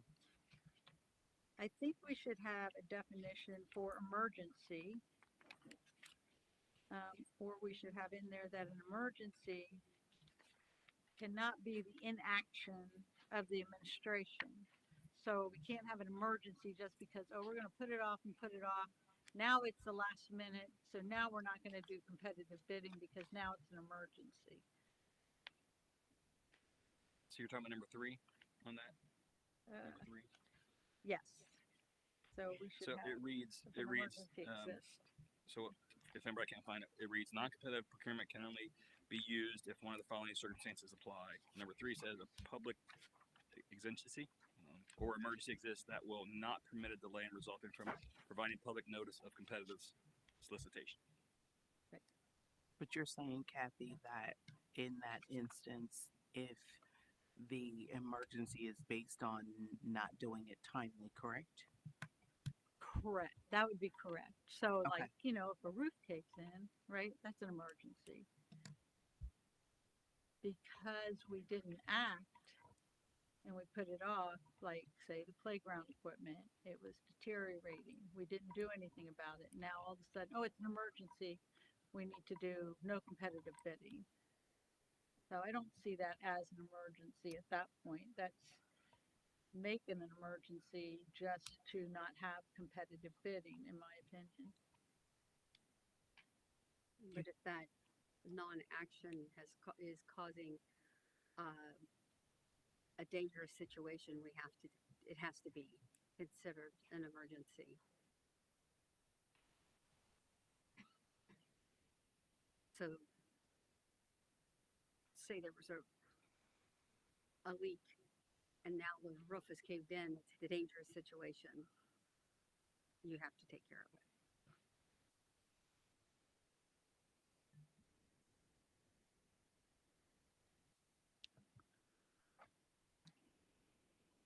Is there sample language to add to number 3 that you have, Kathy? Well, the language that I said was that an emergency cannot be an inaction of administration. I just did just a Google here. An emergency is an urgent, unexpected, and usually dangerous situation that poses an immediate risk to health, life, property, or environment. Well, that would be a great definition to put in there. That's what I said. Okay, yeah, that's perfect. So we're saying add in the definition of emergency. Yeah. Correct. Okay. So after the semicolon, I'll just say add in the definition of emergency. Yes. An emergency is defined as, or something like that. Yeah. And do you want it? Okay. Do you want the definition of what it? Yeah, just send it to me because I won't be able to type it right now. If I can get into my Gmail, I will. Yeah. I'm having a little difficulty here. So we've got BCE changes with number 4 removed and the green optional language, and then DJFR, non-competitive procurement. Right. Item 3, adding the emergency definition after the semicolon. And then also removing item 4 from the board committee, correct? Yeah, I had that. Oh, sorry. Yes. Yep. Yep.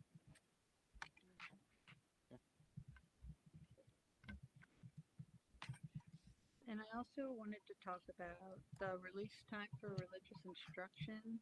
What's that one? That is JEFB. The next one?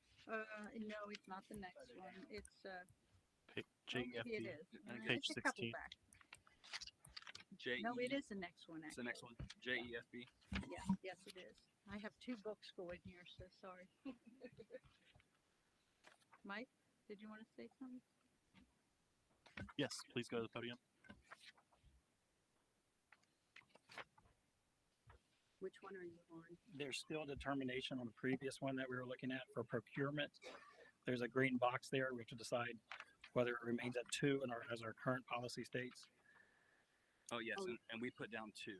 Good. Yep. Sorry for number 2. Yeah, we could put at least Simplified a it. minimum of 2 vendors.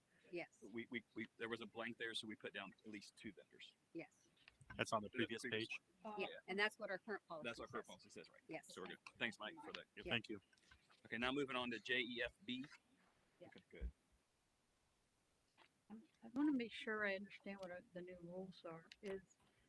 Are we able to offer credits for students who participate in release time for religious instruction? Because my understanding was we are. I just wanted to check on that.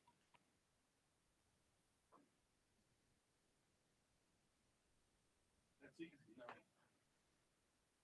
We're not. We're not allowed to. We're not giving credit. No, she was asking if we are. I was asking if we are legally allowed to give credits. I thought that was one of the stipulations that was an option.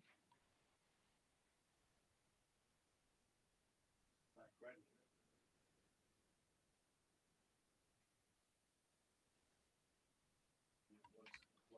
Sorry, what prevents that? Is there a statute? We're not giving credit, we're not teaching the classes. The board's not approving the class. We're not giving credit for religious classes that we release kids to.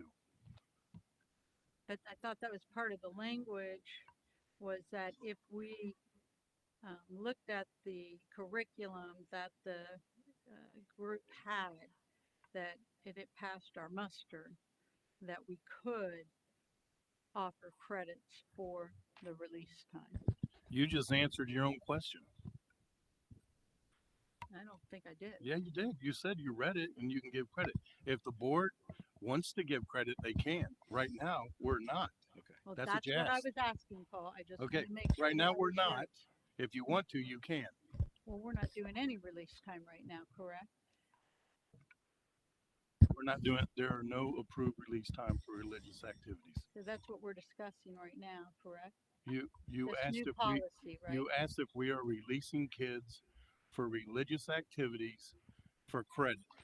I'm just And I said no. But of course, if the board wants to, they can. Then you answered your own question. You're being a little hostile towards me, Mr. President. Can So you direct him to be I tone don't it down I don't think and be he's more answering the respectful? question. But I have very serious concerns about offering credit from outside entities that there is no oversight of. Well, I think what the law, what the new law says or legislation says is that we would have to approve the curriculum, that it would be Yeah, what we would approve. I was just asking the question, and so to, I would expect to be treated a little bit more respectful from the deputy superintendent. I think we all could work. Kathy, you're talking in circles, and then you answer your own question. So if we go to I'm trying section, to get confirmation on the questions from you, Mr. Superintendent. All right. Thank you. I Hold on. appreciate it. Hold on. Thank you. I'm going to gavel real quick. All right. So there was a question. I believe that Mr. Smathers answered the question. Is there any further questions regarding this? the only question I would have then in regards to the credit, which is based off the ORC 3313-603, when I look at the policy for this,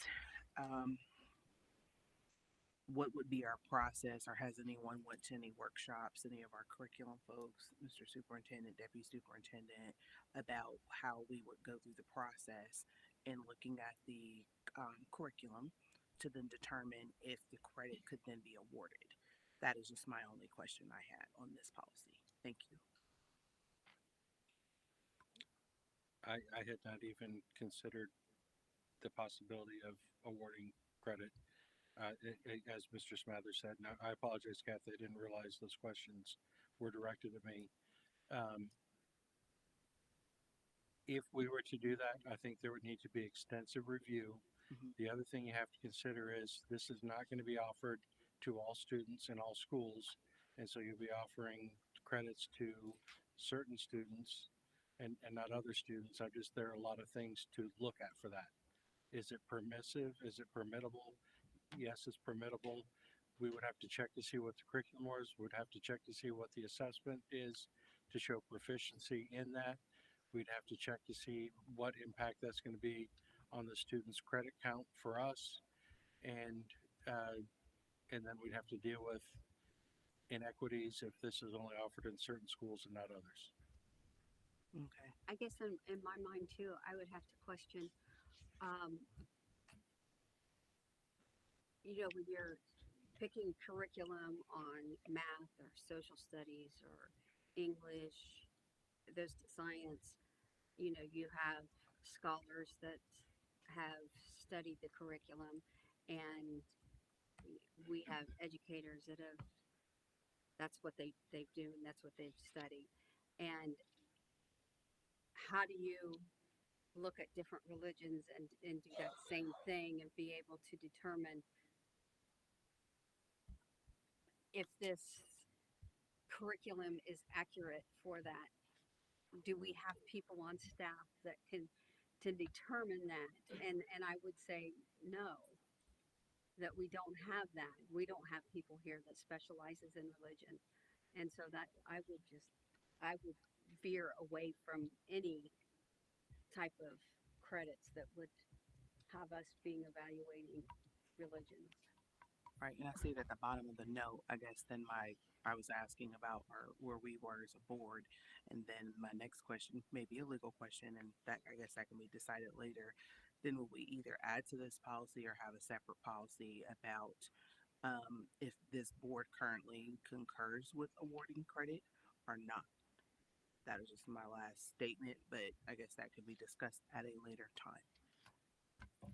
I think that should be added at a later time for a vote. Well, I would say that, yeah, I think we need to look at it and do some studying on it. I think it's important as far as having instructors who can cut the mustard on religious education. It's not about, if I read the law correctly, which that's where it's kind of looking at maybe some of our curriculum people and other people who might have a little bit more expertise in this. But it's had to do with not indoctrinating the students and trying to convert them to one religion or other. It was a general guides to religions that are practiced across the world. To me, it's kind of hard to learn about the history of our world without learning some about the religions of our world. And to me, I think that's pretty important. And if you have students and parents who are wanting their children to get that education, I don't see a problem with it, and I don't see it as an elective, a possible elective credit.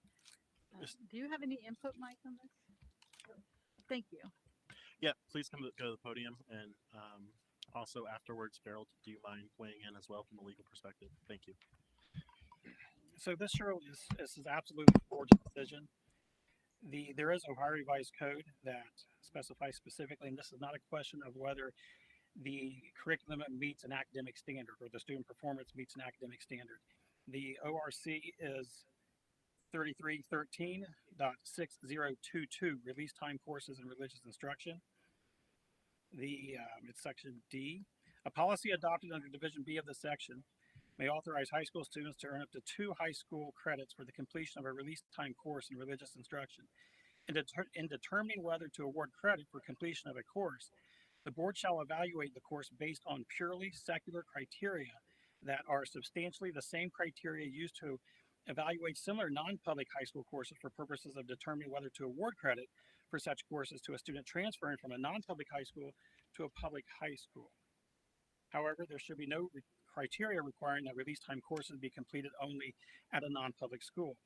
The decision to award credit for a release time course of religious instruction shall be neutral to and shall not involve any test for religious content or denominational affiliation.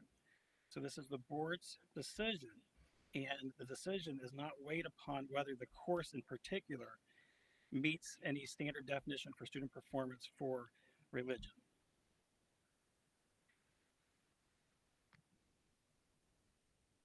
Thank you. For my part, I think it would require quite a bit of studying and understanding and weighing this against what other districts are doing and who is providing the instruction, etc. And I would agree with that. Having a study on this issue would be important. I mean, when we're talking about we don't want students leaving public schools and going to private schools, here's a good example of a way that we could prevent that. Do you have anything else to add? You. Yeah.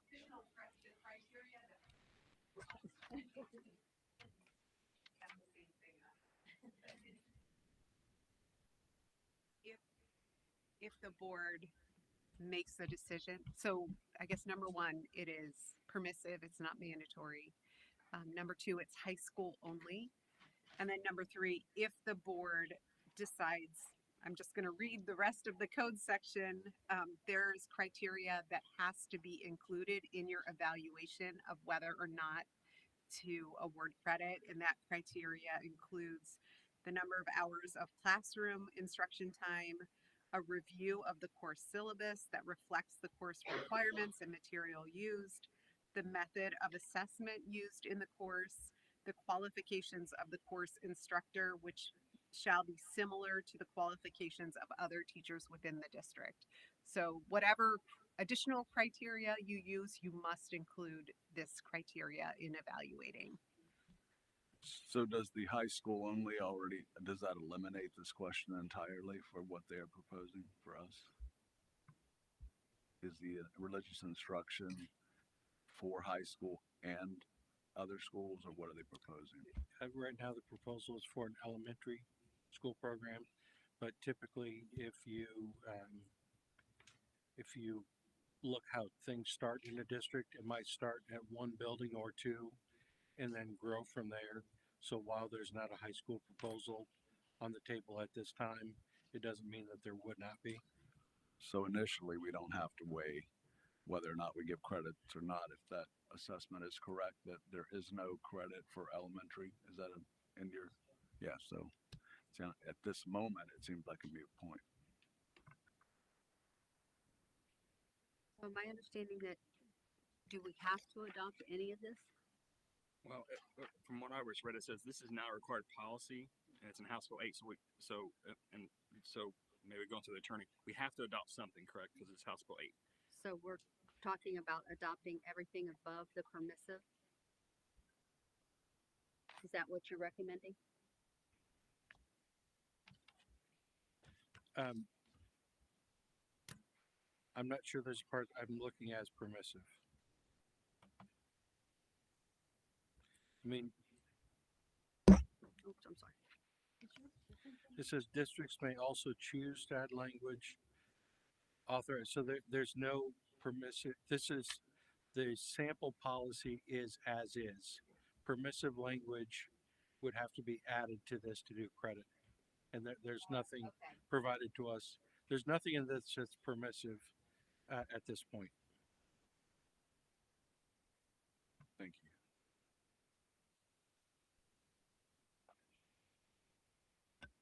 All right. Any other comments? So I want to make sure on one of these, it looked like we were supposed to choose an A or a B. I want to see for sure if we did. No, not all.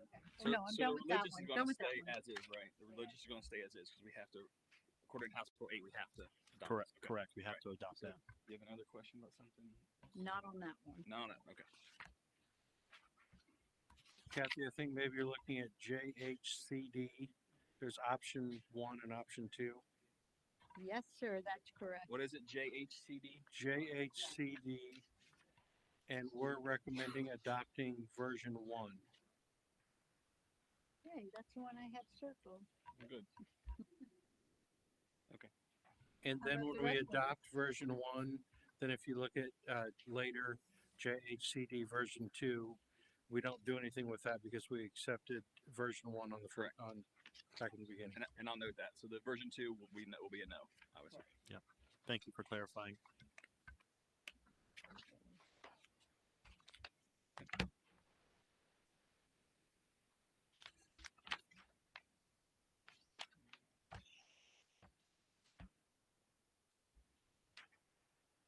So the next one is BD.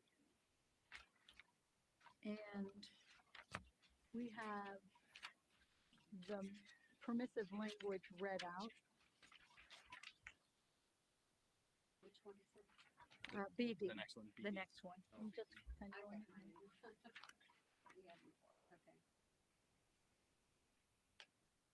And I think it's permissive language. We should keep that language because that has been used by a couple people.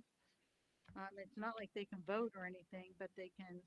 Those board members may got delayed out of town or whatever, and they can be on a telephone call and be able to ask questions and give some input.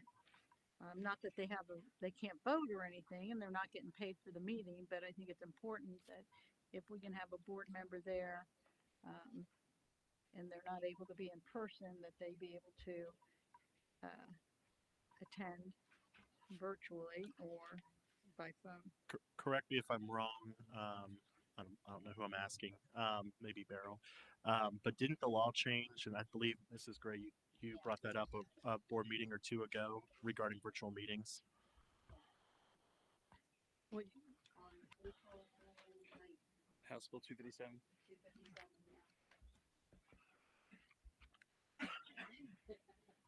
but Am I right? Yes. All right. Yeah. Okay.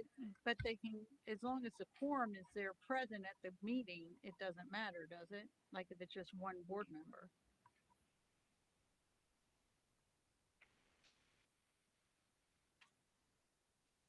You could decide that a board member can participate virtually.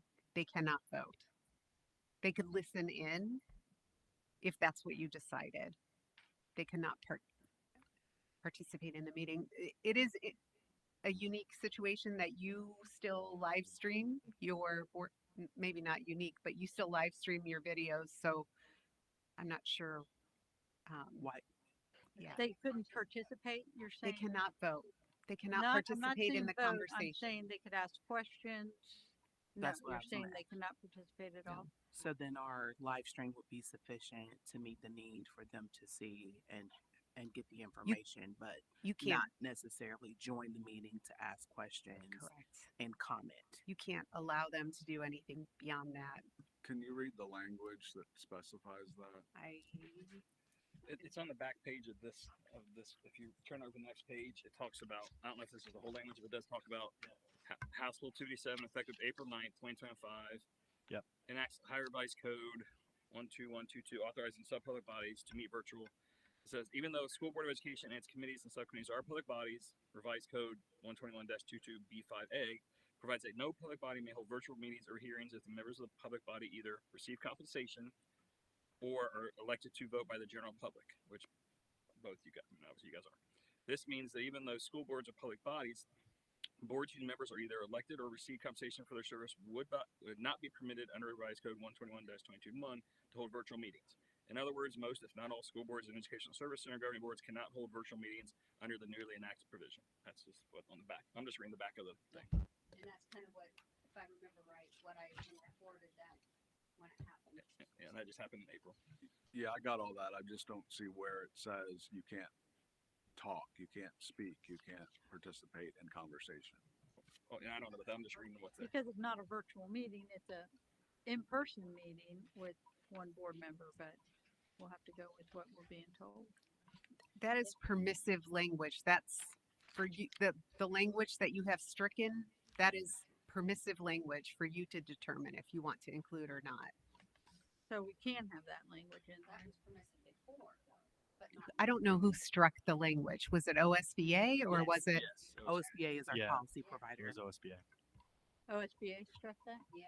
Okay. Because that was permissive before, but I thought now. Correct. Right. Well, OSBA striking it doesn't necessarily mean that it's prohibited by law, correct? It's just their recommendation. That's their legal recommendation. Okay. They are who you use for your board policy. So I guess what I was asking you, since you're legal counsel, is it prohibited in the law language as you see it? I'm not looking at it right now. I believe that the new law specifically excludes school boards from the public bodies that are permitted to meet virtually. Right. I got that. But what we're talking about is the one or two members that are on vacation. Are they able to do what we've done before, which is not vote, not be compensated, but participate in the meeting? That's the question. Has your board done that in the past? Yeah, when they were. When you were all meeting virtually? No, we've done it before. I would. We've done it when we were meeting. I thought we had. I know I've done it once or twice. I think based off this, for me, I think that if it's, we're not doing virtual meetings, you're not being compensated to even provide anything during that time, I think you should be at the meeting or not.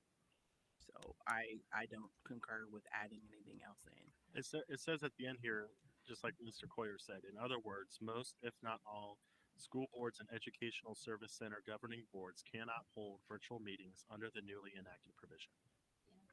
But and I feel like participating is being in the meeting though, right? For me, Correct. That's what I'm saying. Even though you're not being compensated, so.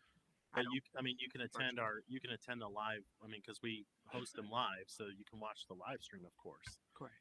But to me, this reads that you can't hold virtual meetings under the new law. But I would say, you could argue then that every time we go into an executive session, we shouldn't be paying the attorneys because they're on a screen. And we are having a live board meeting and people are participating remotely. We're not talking about because someone is on a screen or someone is listening in and speaking through a sound system, that does not constitute a virtual meeting. We are having a live meeting with a participant. Is that I totally understand what you're saying. I don't have the code section in front of me right now. And then regardless. 121.221B5A. Say that again, please. RC 121.221 5A. The law also states that no member of the public body may attend meetings or hearings by means of electronic technology if the members of the public body compensated for their services on the board or are elected to the.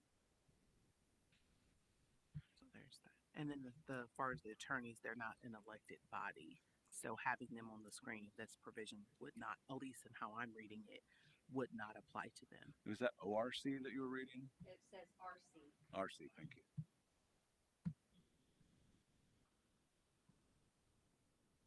Well, I would say let's leave it like it's wrote right here, and then we look into it with the OSBA and ask them. And I know that it's new, April 8th, and they told us when they were here, we're being cautious. So some of the stuff they were being cautious. I understand that they want to watch out for all of us, and Yeah. they might change that. And I think we should address that again and look at that again as we look at the policy on release time for religious education also. Yep. And the hyperlink is at the bottom if you open it up in Board Docs, Mr. Kirshner, so you can access the revised code quickly. All right. Any other comments? So that's staying as is with it crossed out. Correct. Correct. What do you think, John? You agree with that? I'm having a hard time following. I'm trying to look at code, and which makes me miss the closed captioning. I'm sorry. Yeah.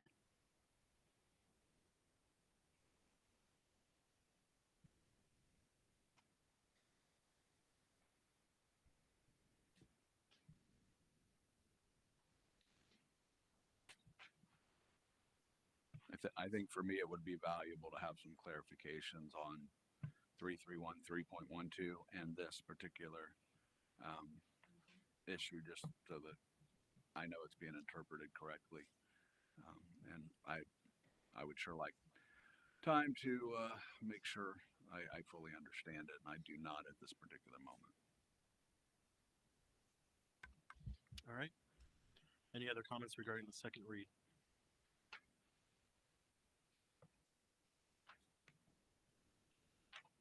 If I could yield to my colleagues, if we since we are with OSBA, you can also reach out to the legal hotline because we are members for their policy piece. So you can call them at any time and reach out to that legal hotline to get any clarification that you would like for them regarding any of our policies. I would like to thank Mike Morbiser for answering my questions. I had sent him questions on these earlier, and he was able to answer my questions. So I appreciate your help. Yes, thank you. Mr. Morbiser, did you have something to add?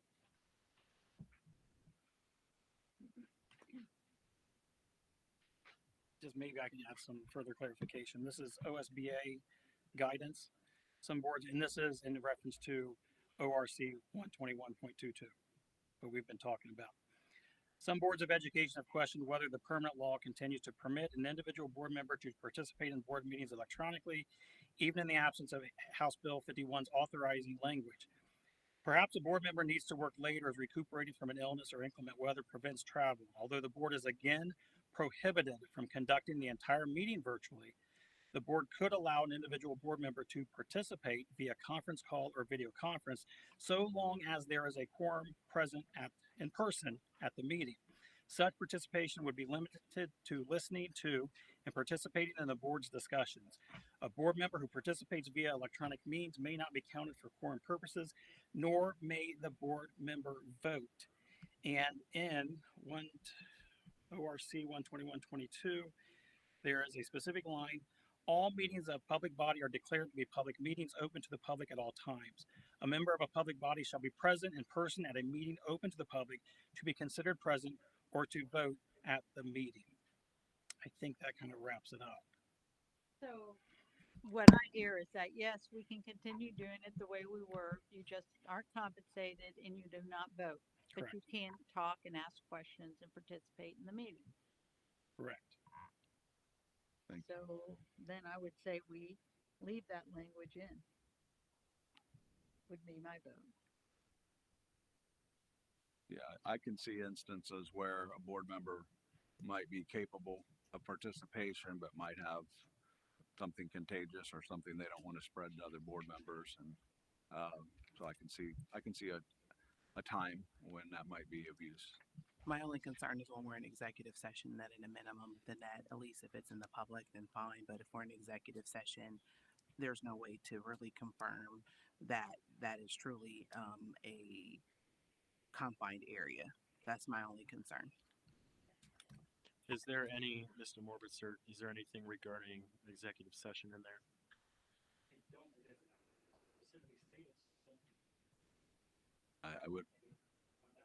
I would say the board would have the power to invite or not invite someone virtually into executive session. Sorry, just so it's on record. It would be reasonable that if they can't vote out in the public meeting, then they can't participate in the executive session.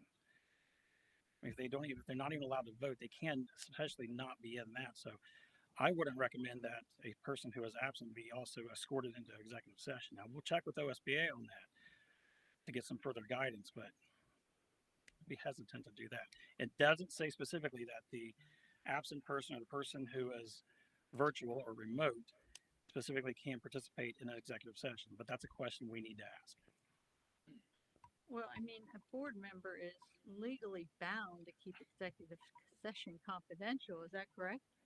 I mean, so Sure. what does it matter if they're attending virtual? They're bound legally to make sure that it's being confidential. Let's definitely talk to OSBA about this. We need further guidance. I mean, our lawyer's telling us right now that, yeah, we maybe could, but I mean, you're legally bound to keep a meeting True. confidential. Absolutely true. Matter. I guess I'm not comfortable with adding in that language until we've clarified with OSBA first. Yeah, I have no idea. I'm speculating. There may be a concern about that remote transmission being intercepted or recorded. That's true. They're bound to do that. But OSBA may offer guidance to say that that's not advisable because of all the things that could happen, regardless of whether it's not permitted or not. So I think we should consult OSBA.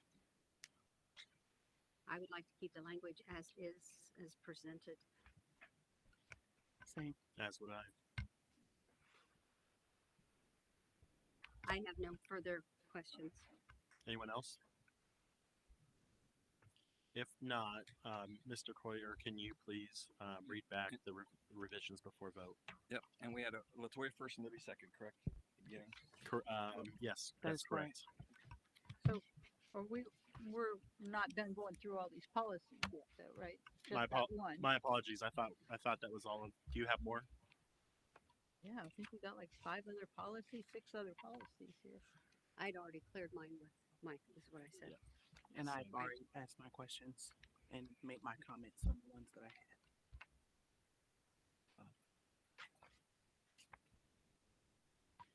So I hadn't heard all of your concerns. If you don't have any concerns with these policies you're looking at right now? I mean, I we already already- looked at one that we know it said pick 1 or 2, and nobody said anything. We didn't pick 1 or 2. We would have passed it just like that. There was no I recommendation. already discussed with them. Okay. All right. So I don't need to discuss it with everybody. I already had my questions answered. wasn't he? Okay. All right. So on policy GBH, staff student relations. GBH.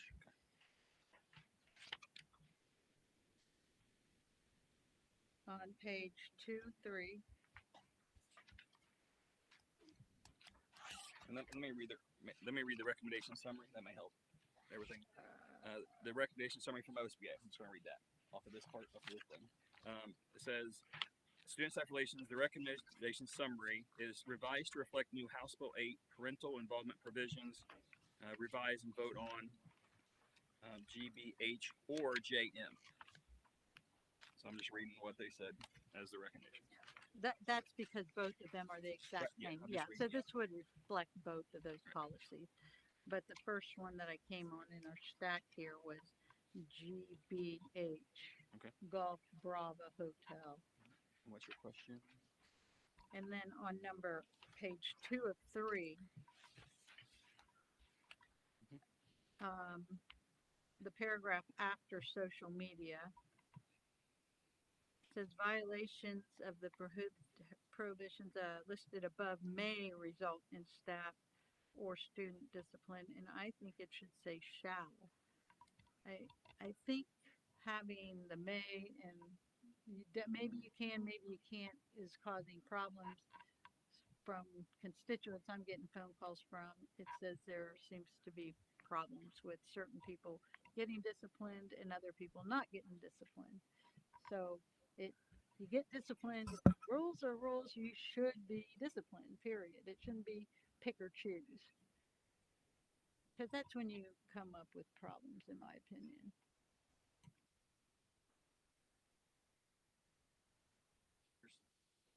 So you're saying under social media, you're just in the paragraph under 4, you're saying it should be shall instead of may in the Correct. first sentence.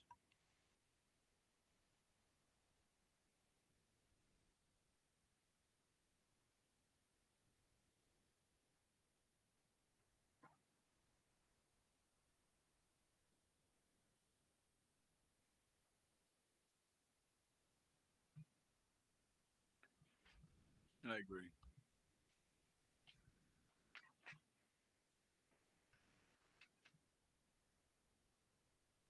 I apologize. I'm still trying to find it under Oh, social sorry. media. It's page 2 under social media.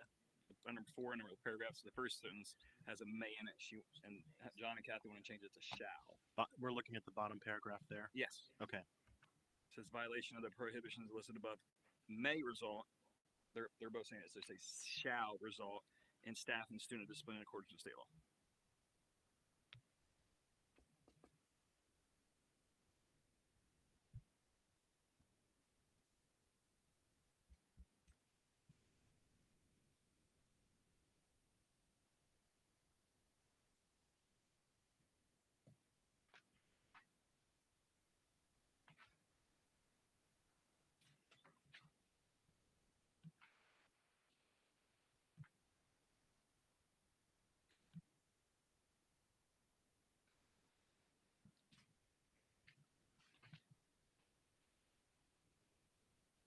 Does this conflict with any of our language in our contract?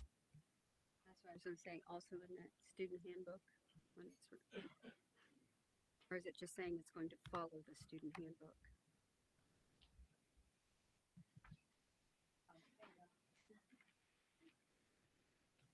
No, there's nothing in alignment with the student handbook or anything else. However, I just, this one's a tough one because that would be a very strict policy and there's no wiggle room then, except that some of these are still open to interpretation.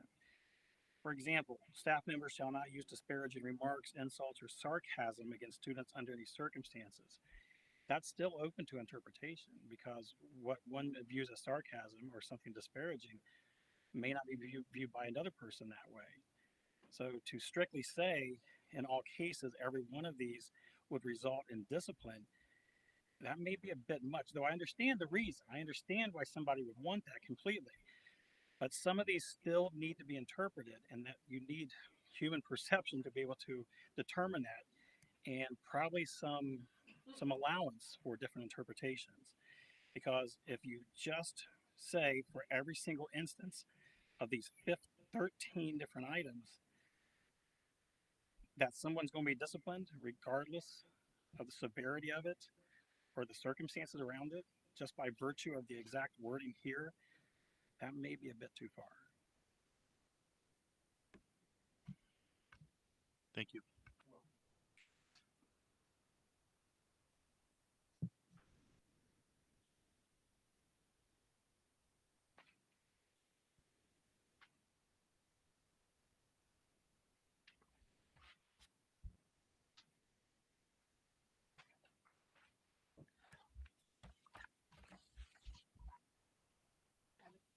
I would say leave as is then, based off of what you've said.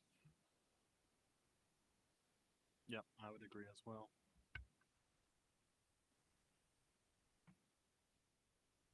Any other comments? You're asking on that one policy, right? What's that? You're asking any comment? on the In general, but yeah, if it's regarding this policy or if we're moving on, Okay, so which JECBB did the rest of you decide was the best one to use? Can you say that again? I'm sorry. Which one? You sound muffled. JECBB. J-E.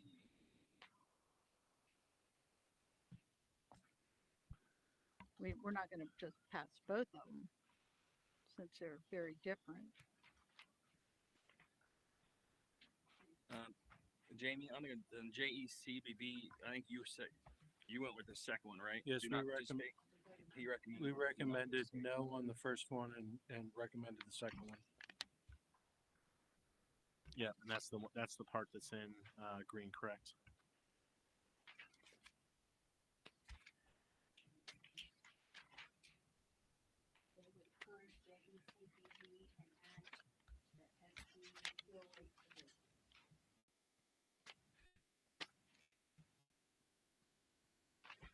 Right. Jamie recommended the one that says "Do not participate" underneath the header. Yeah. Oh, so we're good. Okay. She's good. That's the one she wanted to, so we're good. That's what I have also. Very But, good. I mean, I think we need to go through all these. That's exactly what. Yeah, but we were ready to vote. That's what I'm saying. Next question. Next one. So on the JHC, which is the next one, right? What JHC? Okay. We're on what JHC? JHC. JHC. Correct. All right, I'm there. And this also, just the recommendation summary says revised to reflect the new House Bill 8 parental involvement provisions. That's what OSBA gives. And it says in there that we should have a procedure, and I would like at some point in the near future to have a copy of that procedure. And I would think that procedure would be a form of some kind, right? Because I was noticing in the past, remember, Libby, we had forms on the Neil, when we had Neil, we had a tab that said forms, and there were forms in there that went, and now we have no forms. So it kind of makes me wonder, do we have forms, and can we have those in our OSBA like we used to have them? That would be helpful, I think. But that whole green part is new. The other stuff was part of our original policy anyhow. Correct. And the green But it stuff says is the board directs the superintendent to adopt procedures, this is in the first paragraph, third sentence, to obtain necessary authorization from parents. And that's why I think that form would be helpful, because then the parents should see that form right on our board policies and be able to look at it quickly. I think it's in final form. And it might be on vital forms, yes. Yeah. Just double checking. That's good. What is version 2? What is version 2?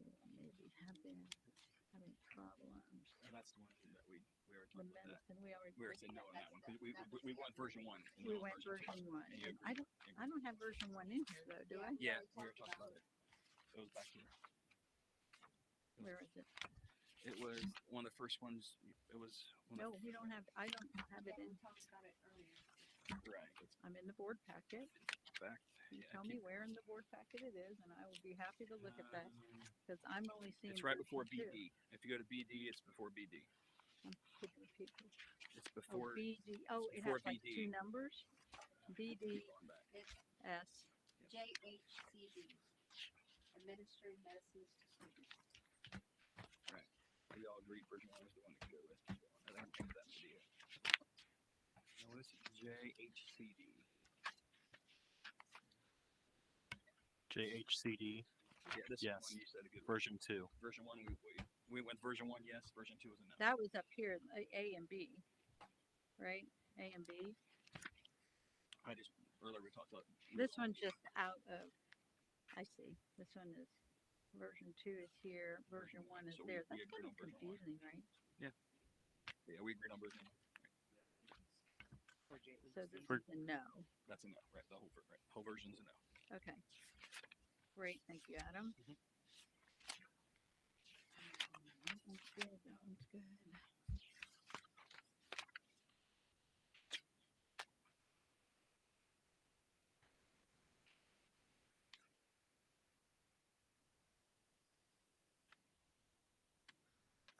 I know, I found that out. That is a new law. That's public's right to know. Mhm. And that's a new law. 3 business days. That one's fine. I'm looking at all my passports. That is new.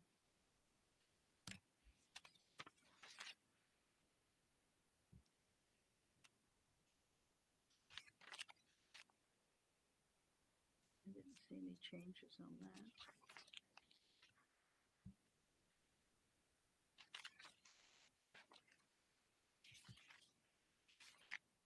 Okay, I have skipped all the way ahead to IGBL.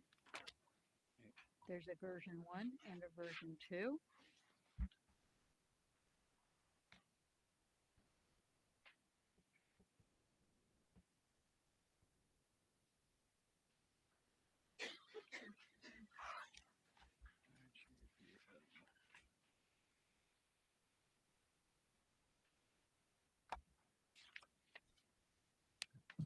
Just so I'm clear, since we're on a second read, should we not be coming into the final read without the multiple choice for clarity?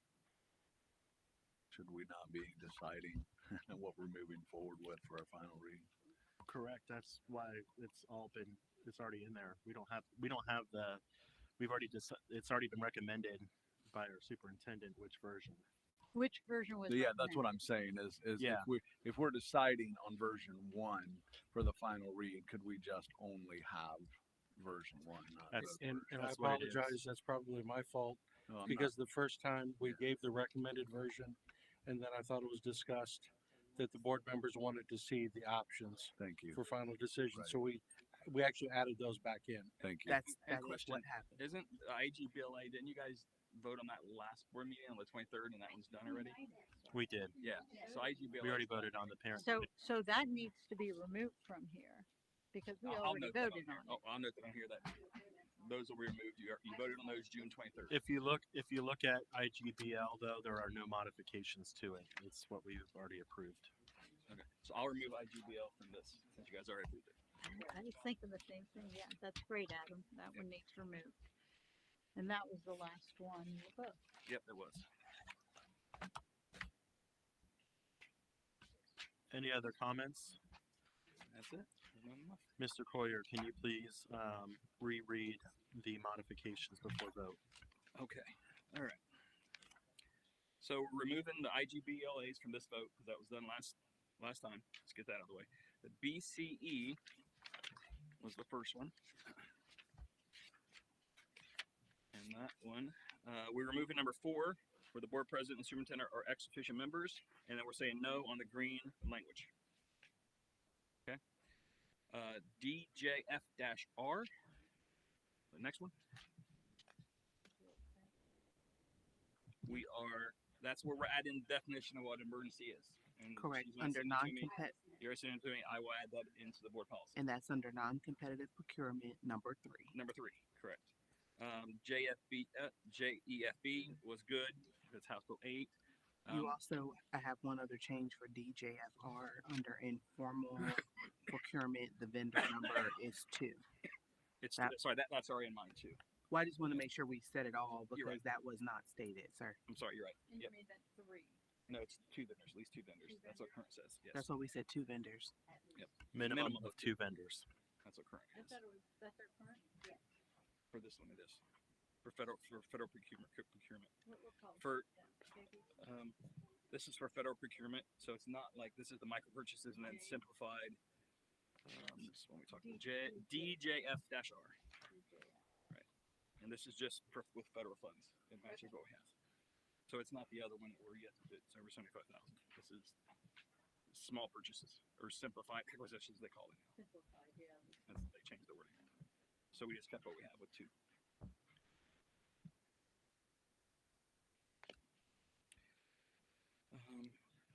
What do you mean by we just kept what we have with 2, I please? think our current law policy talks about 2 vendors. Go to it. Thank you. Yep.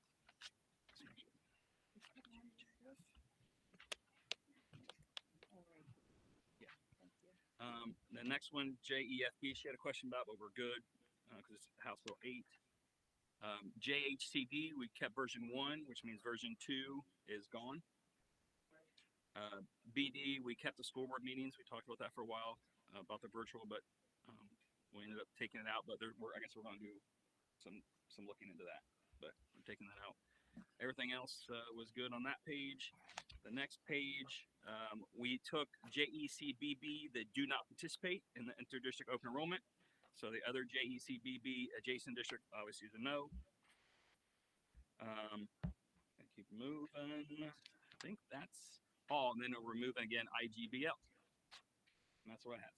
And I will get those updated and get it to Lori, Superintendent Secretary, get those added. Well, as long as the vote keeps going. And then get those updated on our board policies. Thank you. On to roll call, please. Okay. Mr. Kirschner. Aye. Mrs. Dowderberger. Aye. Mr. Bauer. Aye. Mrs. Gray. Aye. And Mrs. Walsh. Aye. Motion passes. Before we go to treasurer's agenda, I'm asking, I'd like to make a motion for a 5-minute. What's that? Oh, yes. Sorry. My apologies. Can we do a 5? I have to go to the bathroom. So, can I? Nice job, Libby. Yeah.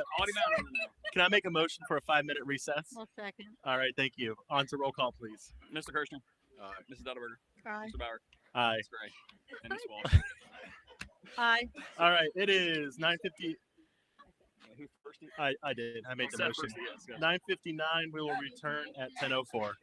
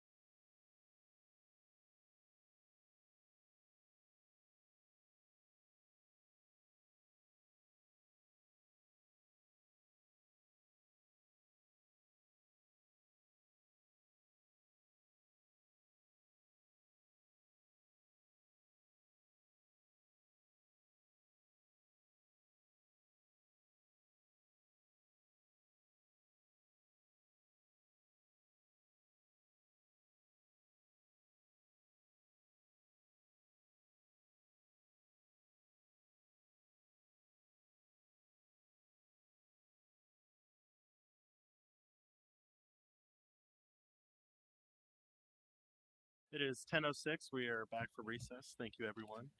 Um, on to our cell phone policy.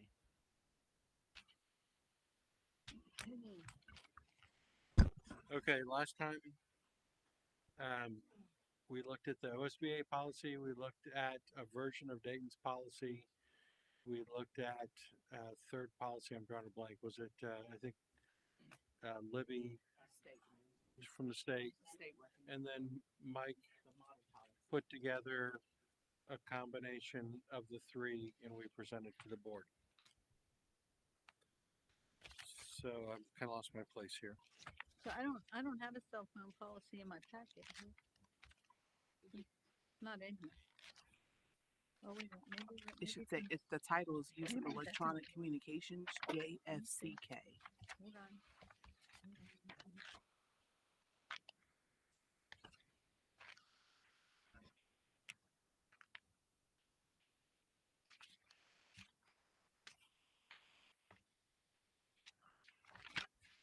Yeah, it's in here. Sorry. I didn't see it.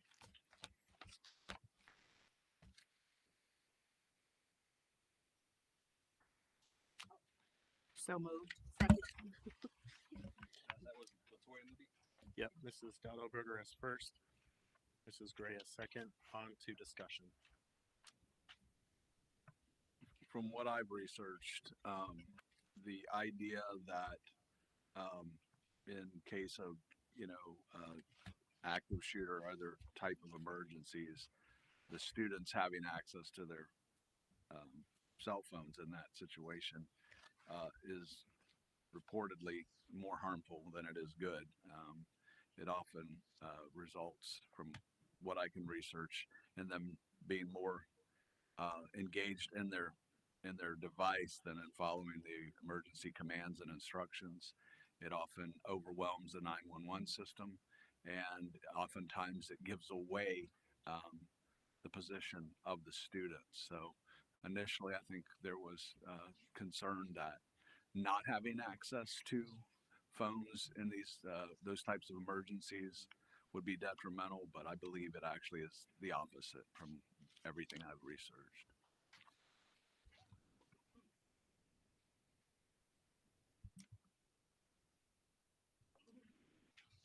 Any other comments? Yeah, I think that really we should have the discipline policy in here with this. What will be the discipline? I was looking at some of the other school districts, and one of the policies that I looked at was the Cleveland schools, right?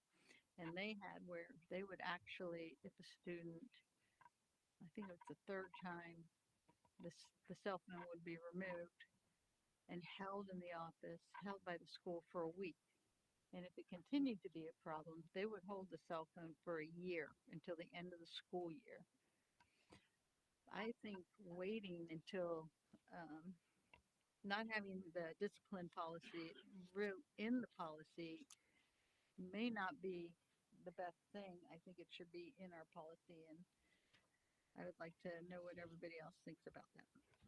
I would like to see it in the student handbook, and then parents have to read that student handbook and they have to sign it along with the students having to sign it. And I would also like to see a separate form or something in final forms where they have to sign off on that as well. Just highlighting that policy, since it's going to be, from my understanding, it'll be new for this upcoming school year. So I would just like to have as much communication out to the parents and the students as possible prior to school, so that everybody's clear and very much aware that this is what's going to happen and this are the consequences. But I believe that the superintendent should have the authority to make that policy. And that's I should say, not policy, the administrative guidelines or whatever. Yeah, and it's, if you look at the second to last paragraph, it says the board directs the superintendent / designee to develop procedures governing student use of cell phones and PEDs in general that specifies progressive and serious disciplinary measures. Such measures must be included in all student handbooks. So yeah, it is in there regarding the handbook. I would like to see it as, or for the superintendent to design it as best they can, that it doesn't put the burden on the teacher, so much to enforce, so that as much as possible, there's an envelope or there's some way of putting this thing away. My concern is with, if you take the dress code, for instance, we have policy, but they're not well enforced. And I think enforcing this policy is instrumental in reducing violence and distraction and improving our educational process. And I think, obviously, I believe that's why it's being driven down from the state level to us. And do we have any idea when the state board cell phone policy is going to come down to us? Because I mean, didn't DeWine or didn't they make it kind of? Because I remember them saying we're taking out the school's hands, making blatant legislators. So are they going to give us a policy for us to adopt, or do you know? Has anybody heard? Yeah, so there's a requirement that we have to have a cell phone policy in place.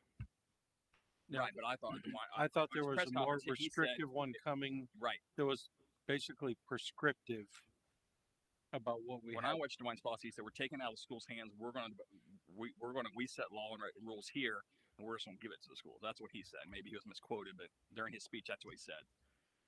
I think you're right on that. Okay. Because I just remember saying we're taking it out of the school's hands. We're developing policy for you, so you can blame the legislators and me, not the schools. Look, I think we should still adopt a policy. I agree. I think we need to be able to communicate the expectation that cell phones are not allowed. I think we need to be able to put the discipline procedure out, have them sign for it. That's aware, make a public document.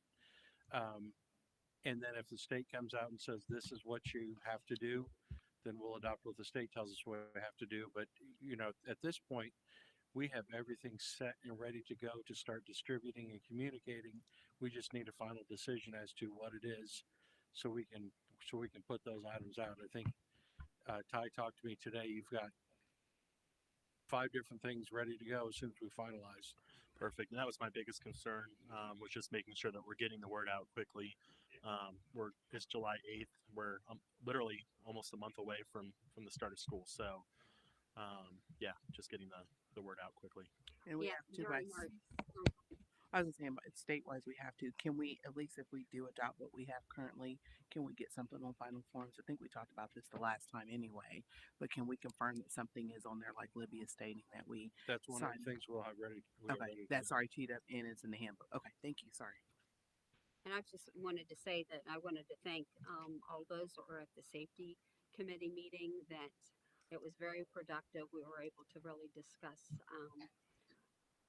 the procedures and the disciplinary actions, and it was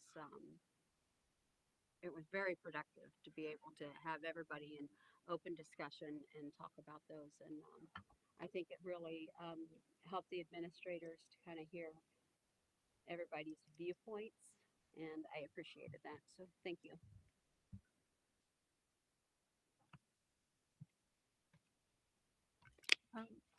Well, I would like to say that we've had a policy on communication equipment by students. We had it back when we had Neola. It was a lot more in depth than the one that we currently have in our policy manual. We also have disciplinary guidelines in the student directory, and we've had for a while. But we continue to have these problems with cell phones, and the teachers are the ones who are having to enforce a lot of this, and they're not necessarily enforcing it because they don't have time to enforce it. It disrupts their class. They got to get an administrator in there, or they whatever, and they just don't have time to do it. And we have kids in the halls with their cell phones out making videos. So whatever the policy that we have had, which we have had a policy, and we've had a discipline policy in the student handbook. since I've been on the board, we've had that, but it's not working. So I think it's time we have to have the parents involved. It has to impact the parents. And that's why I think it's important that this policy go out to the parents immediately. They're the ones who are getting the cell phones for their students. And I think when a committee is talking about cell phone policy and board members are there without the direction of the board on what they're saying, and they're telling this committee their own opinions on what should happen, that's not necessarily a good thing. That goes against everything that the board stands for. That's my take on that situation. I'm not following. I'm sorry. Pardon?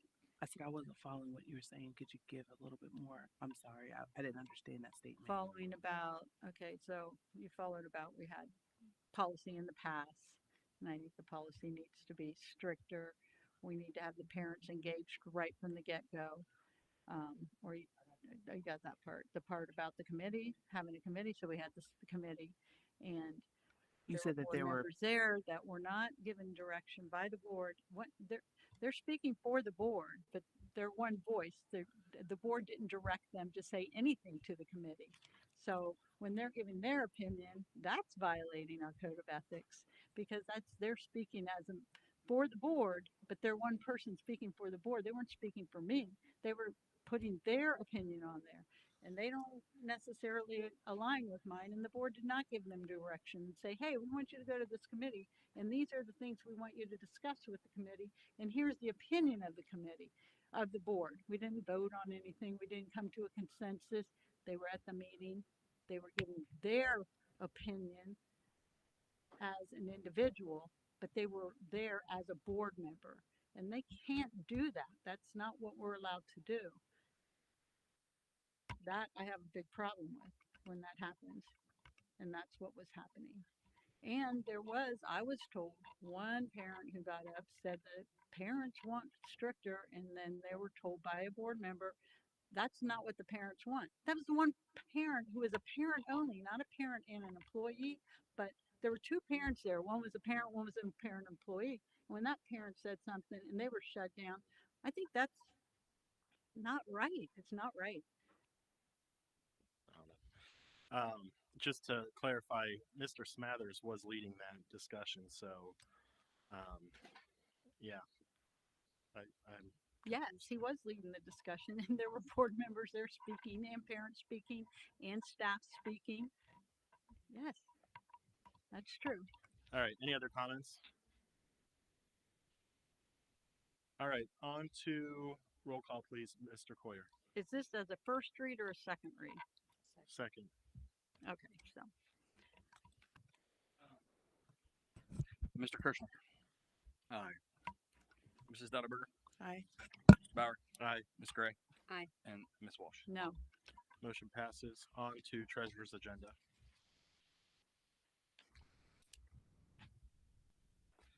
Sorry, gotta type this in. Okay, treasury reports. You guys have them. Nate's gonna have them up on the board. Finished out the year, our fiscal year in June. Had 4.8 million come in revenue. We had a little bit more from the city of Obetz. We have a CRA with them. Got about 70,000 more, and then our investments came in a little bit more. So that was nice to end the year. Our expenses were 8.6 million, so we had a deficit of 3.7.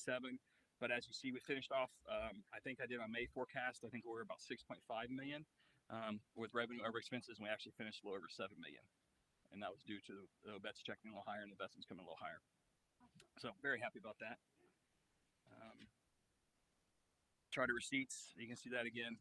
Most of it is our state foundation, 3.7 million of it. 3 is the state foundation, and again the Obetz check I think was 671,000 out of the 1.1, and the other stuff in there is interest. Expenditures again about 69% is personnel, insurance, and retirement. CBS bus bids or bus invoices are majority of the purchase services, and we had some supplies and materials, 334,000 normal. And change for prior year, actually from change for prior year, really didn't have much from prior June. Interest again came in a little higher, and tax rate came in a little higher, and that's why 1.06 was a little bit higher in prior year. New salary amounts was 185, which is kind of low actually. And then supplies, just the year with the inflation at 3.04, our supplies were a little bit higher than previous year, but everything else kind of was in that $100,000 to $200,000 range. But it finished the year strong. I'm happy with that. My numbers are still looking good. So yeah. Any questions about this? Yeah, in the prior year, I'm sorry, I can't quite hear you. In the prior year, it said something about 185. Yeah, sorry. I'm sorry. The personal services, the salaries, this year was about 185,000 more than last year, but that's just what we gave as an increase, for certified and classified staff. Sorry. Thank you. Yep. But it's well within the range. The gap converters, because we have gap conversion first in the audit, the gap converters already reached out to us to start asking for information. Auditors will probably reach out to us in the next month, probably in August. They'll reach out to us to start giving them information when we start that process again. And we are audited every year. Every year we're audited, yes. Correct. I just want to clear up a social media post. It's audited. We're audited every year. Need to be audited. We're audited every year by an independent accounting firm, and then the actual auditor state actually kind of does a review of that firm to make sure they're doing everything right. So it's not two official audits, but kind of two audits. Yep. Thank you. Yep. The next thing is our Bureau of Workers' Comp. As you can see, it's just kind of in review. Last year was the first year with doing it through the High Workers' Comp and doing it with this group retrospective rating program. So we won't get the rebate this year, but if our workers' comp is low through Sedgwick, we'll get a rebate. Hopefully we'll get a rebate next year. And as you can see, some of the estimated refund ranges can be anywhere from 93,000 down to like 14,000. So hopefully if our workers' comp numbers are down, and we do challenge them sometimes. I kind of do that. That's me. I kind of watch them. I talk to the principals and talk to the directors, but we'll challenge them if we need to. A lot of them are legit, the workers' comp injuries. But yes, so hopefully we'll get a rebate. But again, we won't get this year. The first year you don't get it, but next year hopefully we can get a decent rebate back. But I'll let you guys know. Is this the first time we've been in a crew? Yeah, before we were like, yes. Ran just through the state. We were self-insured through Hunter and stuff, which this is better going through here because there's always rebates given. Right. And as you can see, it could be a big rebate. So, moving on. The number 3, I have a motion. The treasurer recommends the Groveport Madison School Board of Education approve the admin pickup structure and salary range for 25, 26, 26, 27. This is different. You guys, well, I guess I'll need a motion first, or first and second. Okay. Second. I have Mrs. Gray as first and Mrs. Dowdellberger as second. On to discussion. So as you can see, what this is actually the pickup schedule. You guys did the 3 years worth of salaries last year. So this is just, I only did 1 year of the pickup schedule, the first last year. So this does the other 2 years.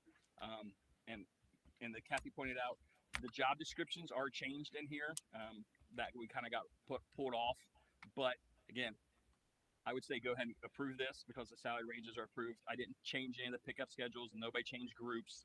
And then if, heaven forbid, if those job descriptions, the assistant director of HR and the director of human capital, aren't done, then I can always revise this. So, but no groups changed and no pickup changed. But the salary ranges changed, obviously, but you guys already approved those last year. So that's what this is. Okay, and then just to clarify, we're going to need a second meeting. No. For this, no. This is just one meeting. And Libby first and Latoya second. Correct. And this is the same as last year's. Yeah, same as last year's, except the salary range has changed, obviously. 24, 25. Why are we doing 26, 27 already? I'm just doing both of them because those salaries are already out there. I probably should have done all 3 of these last year, but I just did the one. So I'm doing both years this time since the salaries are out there. And you guys already approved them. On to roll call, please. Mrs. Walsh? Aye. Mrs. Gray? Aye. Mr. Bauer? Aye. Mrs. Dowdellberger? Aye. And Mr. Kirschner? Aye. Motion passes. Next one, again, a donation from Compass Group. This is Chartwells. Again, I mentioned earlier, the $17,500 is going towards the golf outing. So just accept the donation. Very generous. So moved. Second.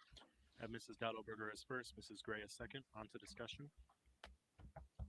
I would just like to thank them for their contribution to our educational trust and the momentum that we're having. And we just keep at it, and we can find other creative ways to help our students and families.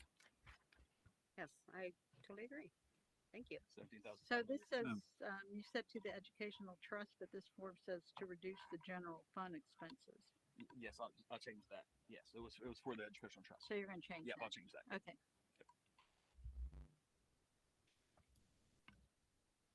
On to roll call, please.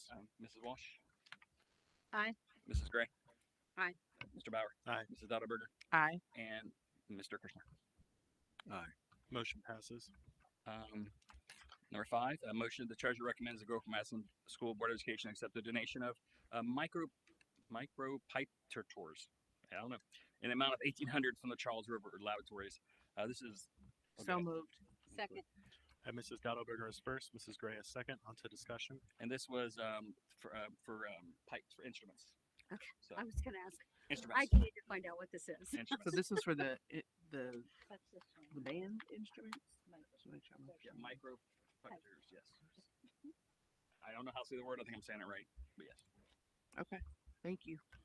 Thank you for the donation. Yes, Yeah. thank you. On to roll call, please. Mrs. Walsh. Aye. Mrs. Gray. Aye. Mr. Bauer. Aye. Mrs. Dowdleberger. Aye. And Mr. Kirschner. Aye. Motion passes.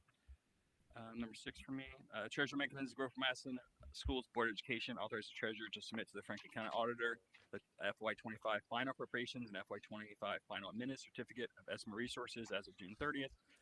With the submission of revised actuals to be reported at its next regular meeting. Actually, we don't have to do that because I did that in June, and this is just ratifying those numbers. They did change a little bit, but actually towards the good. So moved. Second. I have Mrs. Dowdleberger as first, Mr. Kirschner as second. On to discussion, please. And yeah, and real quick, I just said they actually changed to the good because again, our revenues came a little bit higher. So I'm just getting better numbers because last time the June board meeting was early. So Right. yeah. Okay. Yep. Awesome. Thank you. Yep. On to roll call. Ms. Walsh. Aye. Ms. Gray. Aye. Mr. Bauer. Aye. Mrs. Dowdleberger. Aye. And Mr. Kirschner. Motion passes. And last one, Treasurer Mickens, the Groveport Madison School Board of Education approved the bond issue in the amount of $77,215,000 for the purpose of constructing, improving, furnishing, and equipping the 3 new 538 middle schools with related site improvements and parentheses thereto, constructing, improving, furnishing, and equipment in addition to Groveport Madison High School with related site improvements and parentheses thereto, abatement and demolition of existing facilities, improving, renovating, furnishing, and equipping existing facilities and replacing existing equipment and construction of various permanent improvements school district wide. So moved. Second. I have Mrs. Gray as first, Mrs. Dowdleberger as second. On to discussion. I'm pretty shocked to see this. I would have expected that after the resounding no and feedback that we would, if we were going to put this on, that we would have come back and visited changes and discussed with the community preferences rather than just we don't understand no, and that's what this sounds like to me. I don't think the idea, well, I'm going to say the idea of a middle school on No Bixby has been unpopular for so long. And when we voted no against that, the thing the board did the next day was buy the property and basically say, from my perspective, in your face, we're going to do it anyway. And we continue down that road. And we have employees that have told me they'll leave the district if that building goes in on their road. Nobody wants a middle school on No Bixby. And maybe if we put this language on, maybe we should put it on in Spanish since we don't seem to understand no in English. I can't believe we're trying the exact same thing again.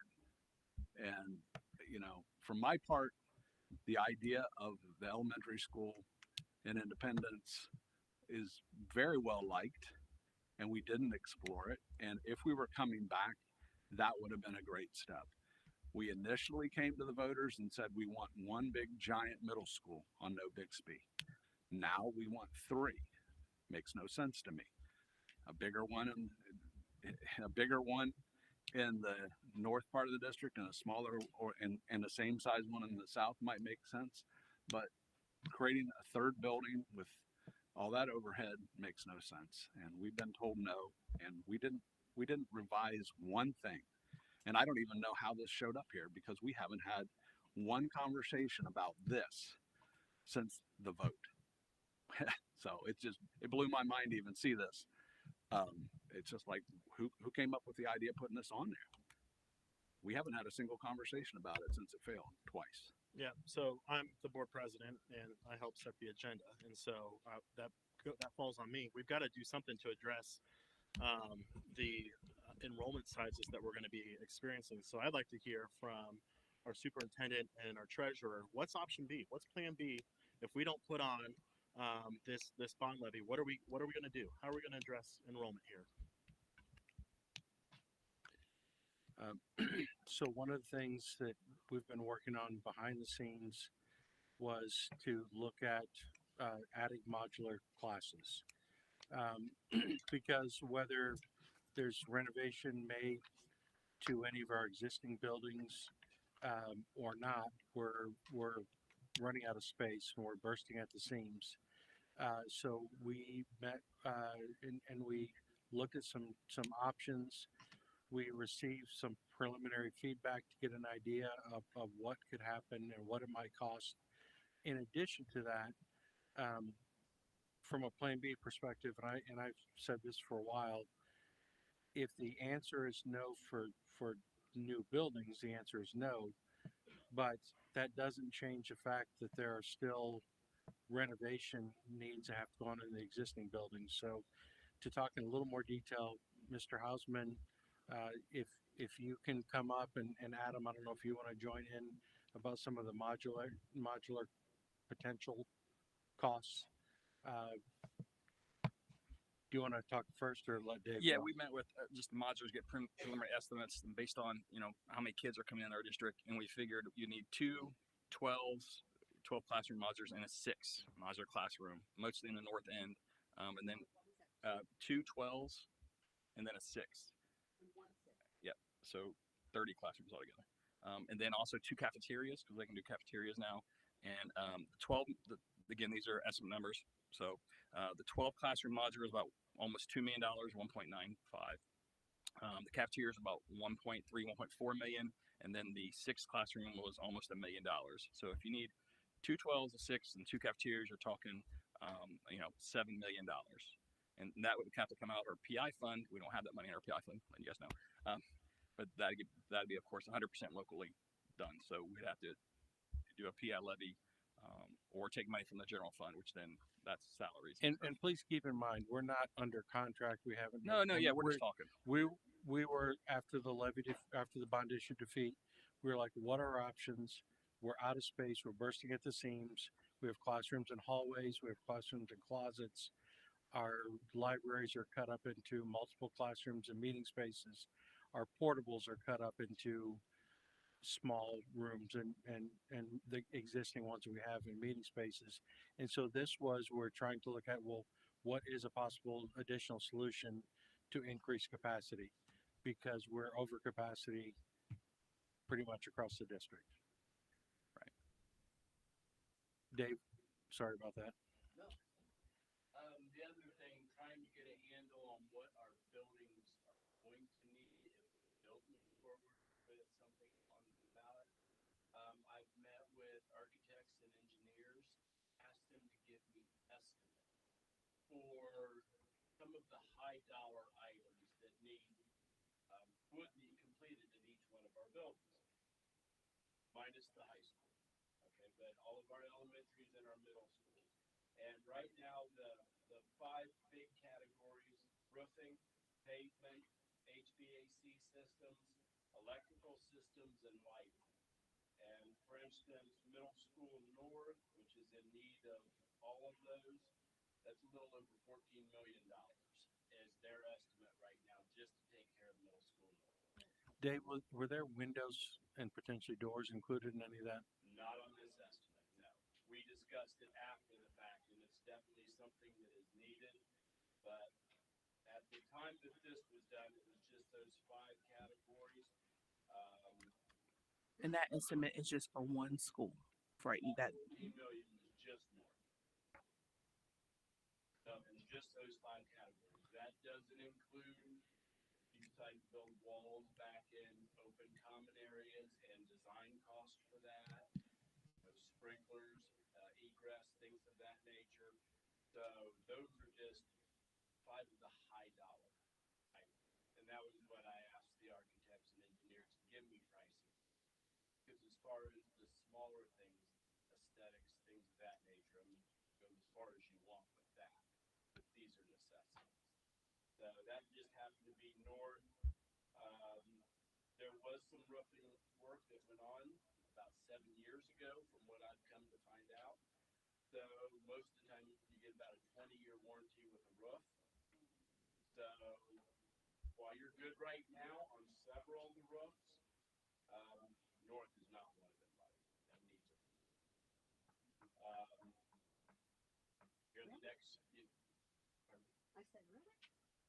According to the information I was given, yeah, then south was done a couple of years ago, and so was Sedalia, Central, Glendenning, Groveport Elementary. Had done all of the roofs, had gotten all of them done since I've been. We did. I know in talking with our maintenance staff, they both told me that north. We did the highest priority ones first, and if you look back at 7 years ago, North's assessment was probably better, or wasn't as high needs. I mean, South we had active leaks all over the place, and so, but we've done a lot of roof work, but not every building. I thought we had 6. So if you look at those 5 categories, again, roofing, pavement, HVAC, electrical, and lighting, and for all of our buildings, add up the ballpark estimate that they've given me, you're at about 83 million. And we're looking at a 77 million.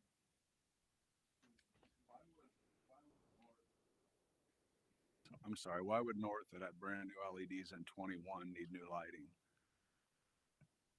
There will be some replacements. I don't know if the lighting was done throughout the building, and the lighting is one of the smaller numbers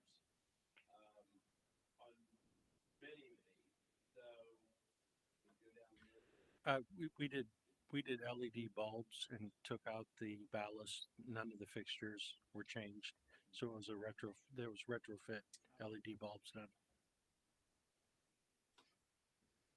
We did, according to our presentation, we did 1,004 fixtures with 3,528 new LED bulbs in 21. So it would be very unusual for them to only have even a 4 or 5 year life. But regardless,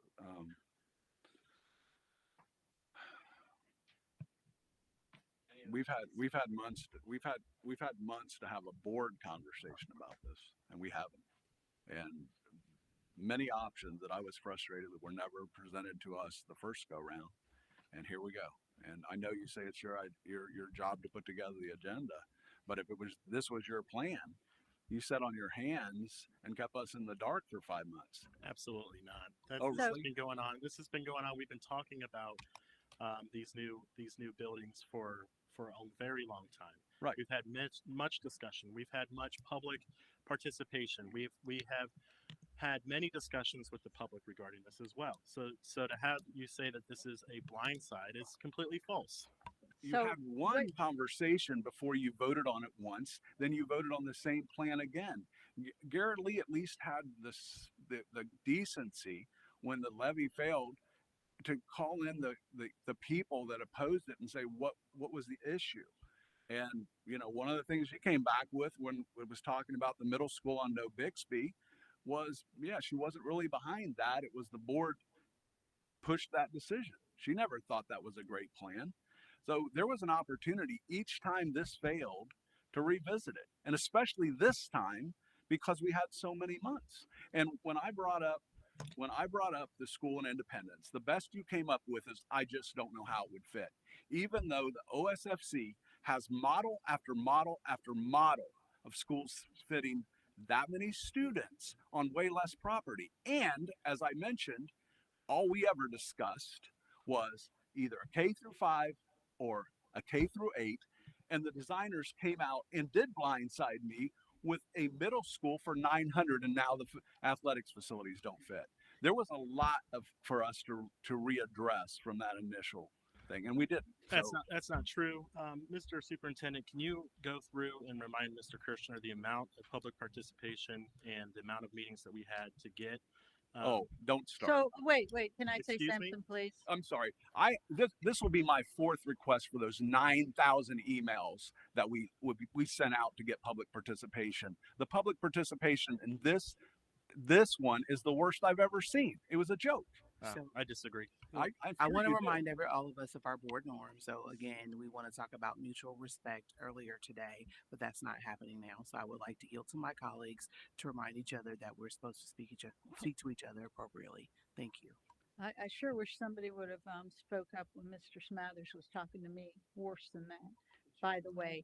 And now let me say my piece on this. We had the board, the bond up once. It failed 2-1, failed. Then we bring it up again. It went down even bigger numbers, huge numbers.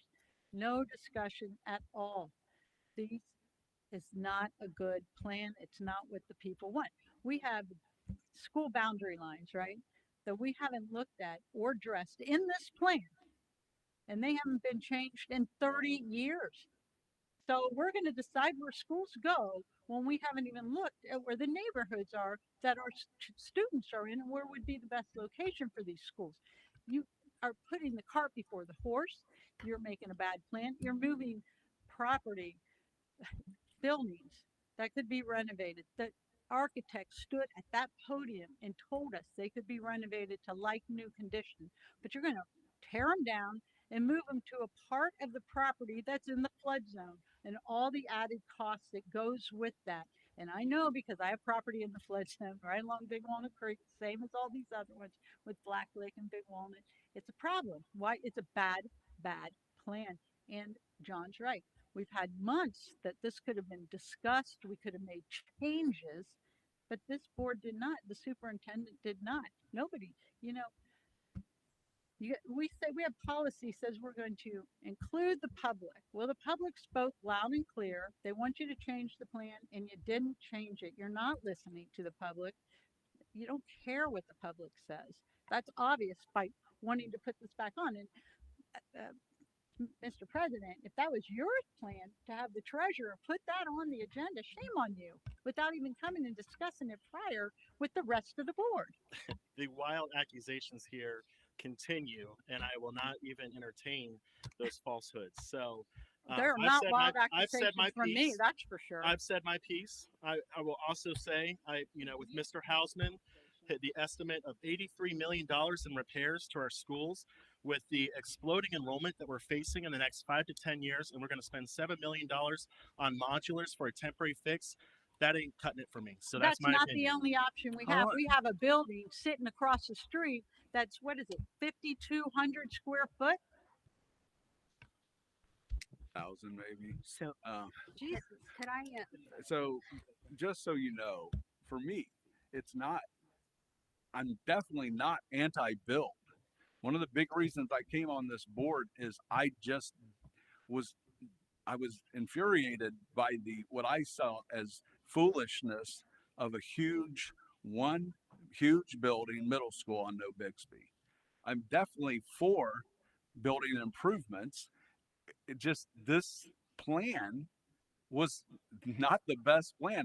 The school in Independence, whether it's just a K through 5 or whatever, the transportation savings and putting the students back in their community was very important to me. And what we don't have here is collaboration. And we had an opportunity after this went down for collaboration. And feels like, boom, this is it. This is the one thing we can do.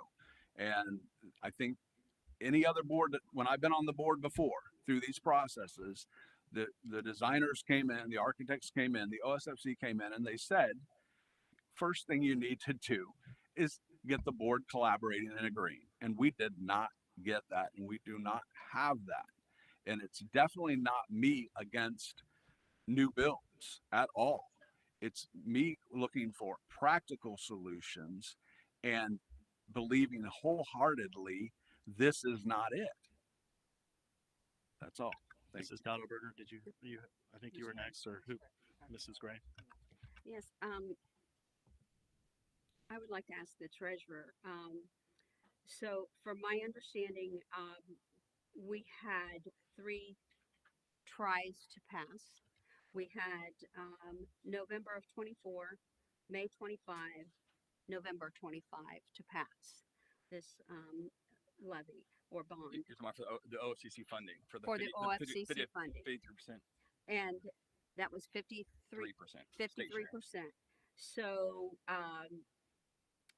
and we don't, if it was to be put on and we don't pass it, or even if we wouldn't put it on in November, we don't lose that 53. We're locked in at that 53, but we don't, if we don't pass it this time, we would go to the bottom of the list. We go somewhere in the cycle, and we could be up again in 2 years and 5 years. I don't know. We don't know when the funding would be available to us. Correct. So I guess it's been made perfectly clear that our community is not in support of this bond, but it's sad because, like you've presented to us, $83 million is what it would cost us to get our buildings where we need them to be. And that doesn't even take care of the overcrowding. That's just getting it to where our buildings should be, where everybody else that has been able to build their own new buildings and have the latest technology. So our community needs to be aware that that's what they are doing to our students. It's hurting our students. They're not being able to get what everybody else is being able to get. Because it's going to cost our taxpayers more to renovate an old building than to get our new buildings. So we're talking $90 million because we're going to still have to get the modulars. And how long are those modulars going to last? And we have to probably going to have to replace the modulars that we have there now because those are old. It's a sad state. So it's sad when we have those meetings, and we did have multiple meetings inviting the community members out there to attend. But the next time we call, I hope you answer your phone or answer your email and show up. They need to show up. Because this is devastating to our district. It's devastating to our students because they need the environment. They don't need to have paper thin walls, things that are just curtains where they can hear everything that's going on in the other classroom. How do you concentrate? These little kids have troubles as it is being able to concentrate in classrooms, and they have to do this day after day. And then you wonder why they can't pay attention in class. It's not fair. And no one should have to go through that. But that's what our community has decided. Our community has decided that the plan that is presented in front of them is not the best plan. Well, it's not a good plan. They That's all I want can say. a They school had the in opportunity. Independence Village. They want that. They Can want we their let Ms. kids Gray to walk finish? to Ms. school. Walsh, can Ms. Gray finish, please, Ms. Walsh? They had the sorry. opportunity to attend, to give their options. And so we went with the options of the community members that came. It was overwhelmingly voted on those options. So if you didn't show up to vote your concerns, to make your voice be heard in those meetings, You need to go. but you had your let me opportunity. know when you're done, please. I'm going to ask real quick. I know that everyone is passionate about this, that we go one at a time and not interrupt each other. Thank you. So, if you want to talk about the vote and the choice that was picked, you need to go back through the records. The one that was picked was not the most popular or the most voted for. You missed it. You missed it. And the 53 million, that isn't one way or nothing. You could come back. We could have come back when this failed, and we could have gone back to the OSFC and we could have said, hey, here's what we're reading. Here's what 2 board members are saying they don't like about the plan. Let's look at some other options. I know for a fact you can make these changes, but we didn't, and we don't. It's just it just is. This is it, ramming it down. But I challenge you to look at the votes because we've printed them out. This plan was not the most voted for plan. And a lot of the parents that did participate, that I know personally, felt like they were blindsided. They were like, this isn't what we supported. We went to the meetings. This isn't what we chose. So your perception and the votes and what we're hearing don't match up. And yes, do we need new? Yes, we need new. Can we do better? Absolutely. Does this make sense? Does this plan make sense to me? No. So again, we've missed an opportunity, but don't blame the public. There was something wrong with this process.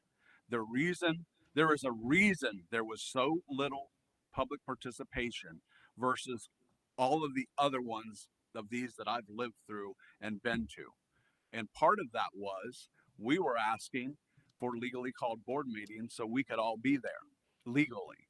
And that didn't happen. So that is why you wouldn't have seen me or Kathy there, because we might have had a majority. So there's a lot wrong with the process, and blaming the public. If you want to do that, go back through all the iterations and look at the votes before you do it. Who's next? Mrs. Walsh? Mrs. Dowdalberger. Yes, first I would like to thank all those who served on the committee and all the hard work. It was a lot of our administrators, our teachers who came out, and there was some people from the public as well that did come out to do that. I understand what all of my colleagues are stating, as well as what the voters are saying as well. What I will say is that it is important that we do build, and I know that there's only 2 members that have had a concern or didn't agree, which is not the majority of the board. So when we talk about having majority consensus was what was provided and presented. Now I know there have been conversations about going back. That means then paying the consultant again, I believe. That means going through that entire process again or looking at other options. The other comment that's been mentioned this evening is the school and independence. And I've heard that comment multiple times. My only concern for me is that when you put yes, the school could be there, but then that may be the only time the student gets out of that community. So that is the other part that I looked at when looking at the school and independence. I'm not saying it's right or wrong, but that is a concern as far as, just putting that one school there, then there's no way anything for them to do outside of that out of that. And then as far as the savings on transportation, I'm not sure I can't recall directly, so I won't misquote myself to ensure that we go back, I guess, and look at that. And then my biggest concern is the loss of the state funding there's a possibility. There's a lot of changes that has happened. We saw with Senate Bill 1 that just passed, right? And then the line item vetoes that came from our governor, which we're grateful for those. So if there's all these changes happening with funding, who's to even say that OFCC will even exist later? Who's to say that that money would be there if all of these last changes that just came across this past biennium budget by the state? That is my biggest fear, is that if we don't, that we could also lose that as well, because we saw the changes that was proposed in front of the governor for him to review and sign this last review. I will also state that the amount of money that we are going to spend to either renovate those buildings, which it was deemed by OFCC, so that was off the table to confirm with our superintendent as far as renovation and our treasurer. If I recall, that we were not approved to renovate the buildings, that the buildings were too much money or something like that, that they would not give us the revenue share that we were getting with getting new buildings, correct? They were over. OSCC says anything over Is your two-thirds. mic on, sir? Yeah, the OSCC said anything over 2/3 of renovations. They're saying you should build new. So you should have built new if they were 2/3. I think Sadea was right at 2/3, but the rest of them were 80% or 90%. So they don't prohibit you from renovating, Right. You can but they're renovate. only going to pay up to what they would have paid for a new building. So it's the So the share was a lot the less share would if we change would have. because you have to That's pay what I for any wanted. of the local. Got it. So then there have been more local dollars we would have had to use if we renovated. Is that correct? Yes. Thank you. I just wanted to make sure that was clear as well. Regarding who attended and did not attend, I do appreciate. I did get all the emails, and I did get all the things for that. I will also state that I appreciate that those meetings were in the evening because that did allow folks to come after work. I'm not sure if we can maybe use our Ed Trust next time to offer food. Maybe we can get more participation so families can come after work. And we have our Ed Trust dollars that is not tied to the general fund. And that would be something that we could consider as a board if we look at this later on to have a way to attract families and parents and other community members to come to discuss their concerns and their ideas about building new buildings in Groveport. But I have two students that are at Groveport Elementary, and the school's 100 years plus old. So there's that. I just want to thank again all those that did help and did speak up and did come, and can vouch for the things that maybe everyone didn't see. I know that, and then if there is someone else who I know that's been mentioned by my colleagues that there's individuals that was misled, I would love to speak to you as well because I have yet to have ever heard that. And when we talk about the levy failing, we have to be honest that that happened because we had members of this board that helped that levy fail or that bond fail. So I'm not going to sit here and pretend with a conversation, and I know that you didn't want it to, and that's fine. But we want to be very clear that it was intentional to ensure that that bond failed. Thank you. I would agree with that, and I would say that that is the flaw in your idea that majority rules, and we're just going to do it without weighing the value of having buy-in from your entire board. We did have the buy-in, but then we voted on it. That's the point of the board. I thought is to have the majority. You hear all the sides, and then you vote and make a consensus based off the majority. But if that's the case, then what's the point in having a board? So, but every time we say something, you're going to say something anyway, so it doesn't matter. I'm just saying that is the point of the board. We have 5, 3 of us concurred. Some of us went to the meetings. I think everyone did. I know board member Walsh went. A couple of us went to those. We heard feedback. We heard from our administrators. We heard from our teachers. We saw the sticky notes. We saw the I won't say video, but there was the notes and the things all over the wall, and people took time to come in and do that. So it wasn't like just a haphazard plan as if we didn't listen, because we did listen. I just think there's a difference of opinion, as you stated. We don't collaborate, and that's intentional, I believe, for one reason or another. And if it's not one way, it's the opposite. So we pay for it. I agree. So I have a couple problems with some of the things that were just said. One, all the way back to the beginning, that's the only time they get out of that community. So what about excuse me, I said that that could be the only time that they can get out of that community. Okay, that could be the only time that they get out of that community. I have a problem with that statement. So what about the kids who have the schools in their neighborhood, Blacklick Estates, Madison Township, not Groveport, Blacklick Estates? That's okay for them? I don't see there's a problem with the community Independence Village. It's a great community, and it can be a lot better if it had a school that these kids could walk to, and all through the summer they have the support there if they need it, if it was a community school. I just have a problem with that. That's a pretty broad statement. And who's to say that, the funds won't be there? We don't know. We don't know if they will or not. We know that's what that I say. I think we have a lot of scare tactics going on. Renovation was not off the table. The architect said so. Would we get the same funding? Possibly. We could have had the buildings reevaluated or evaluated by somebody else. We did not. So those are things that we could challenge them. The architect told us all of that during meetings. It's recorded. We can listen to those. We can't believe everything that's said up here all the time. And And that I goes just both have a problem. ways But for to the say that record. we don't want to work together, that is not a true statement. It is very I appealing. absolutely want to work with everybody. I want to get what's best for our communities and our students. I have family members who go to these schools, and I want the best for them. And I just see a lot of bad decisions. You got to start at the beginning and do it right. And we're not doing that. We don't have a 10-year strategic plan. We don't have these things in place. You're just willy-nilly deciding here's where these schools are going to go. And to say we have to have modulars, we have the new building across the street. We do not have to have modulars. There are other places. If we build a school in Independence Village, that's going to take care of overcrowding in a lot. You know that in 1978 we had 6,500 students in Groveport Madison School District.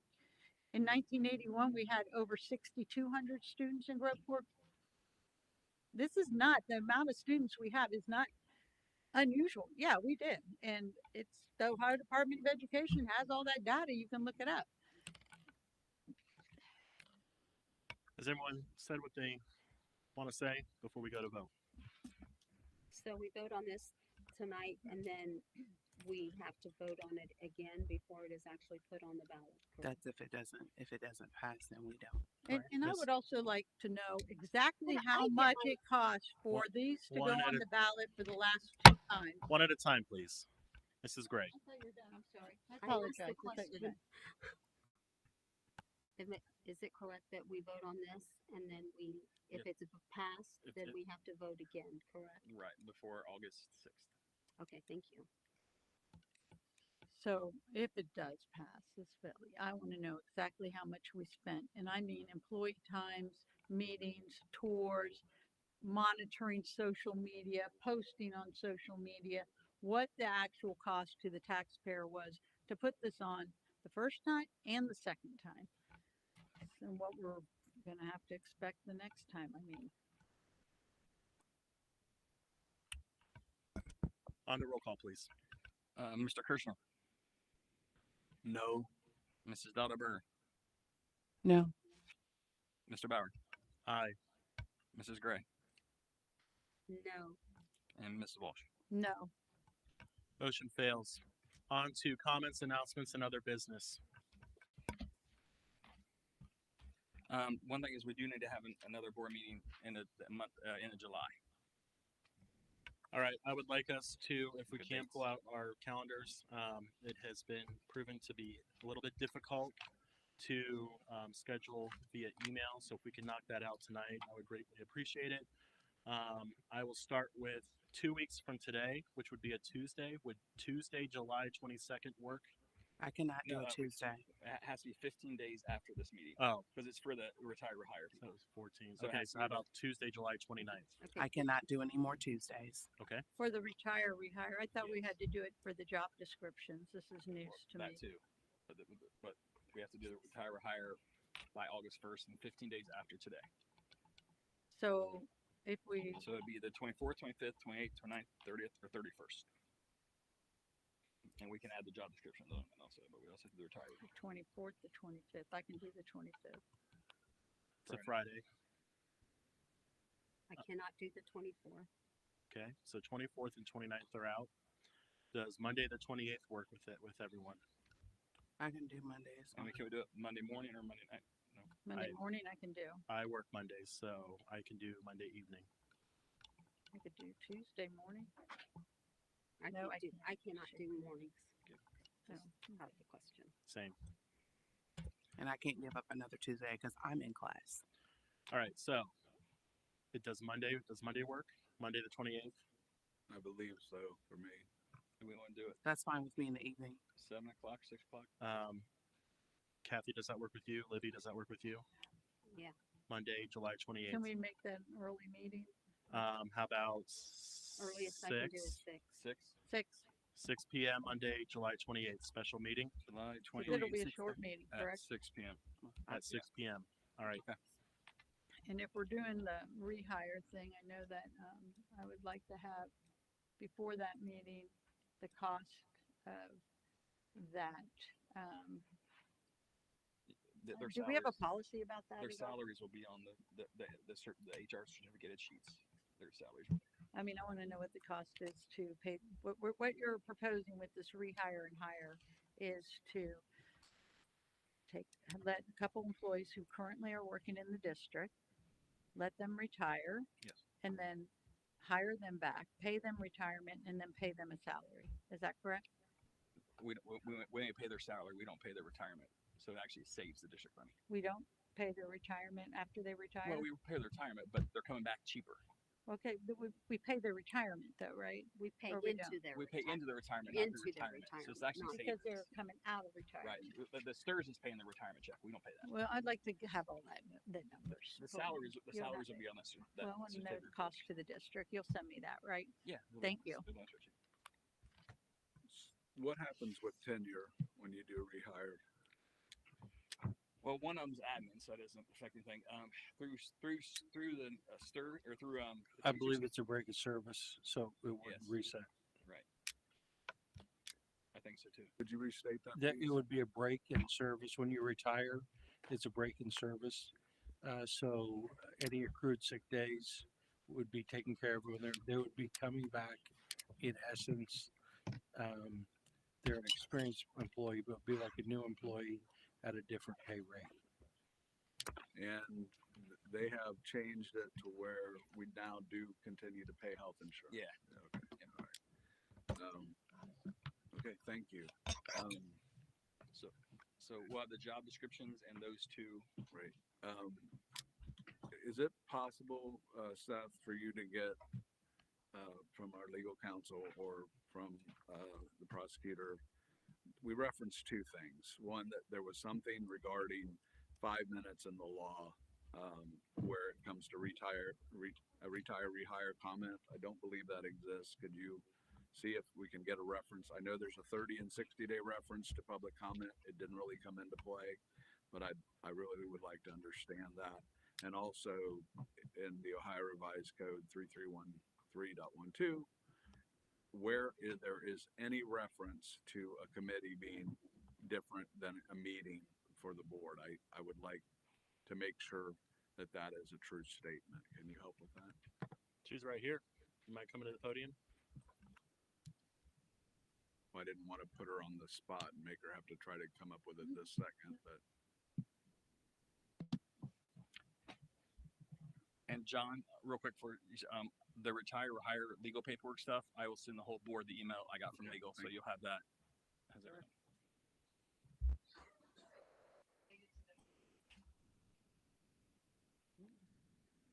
Nate, we good?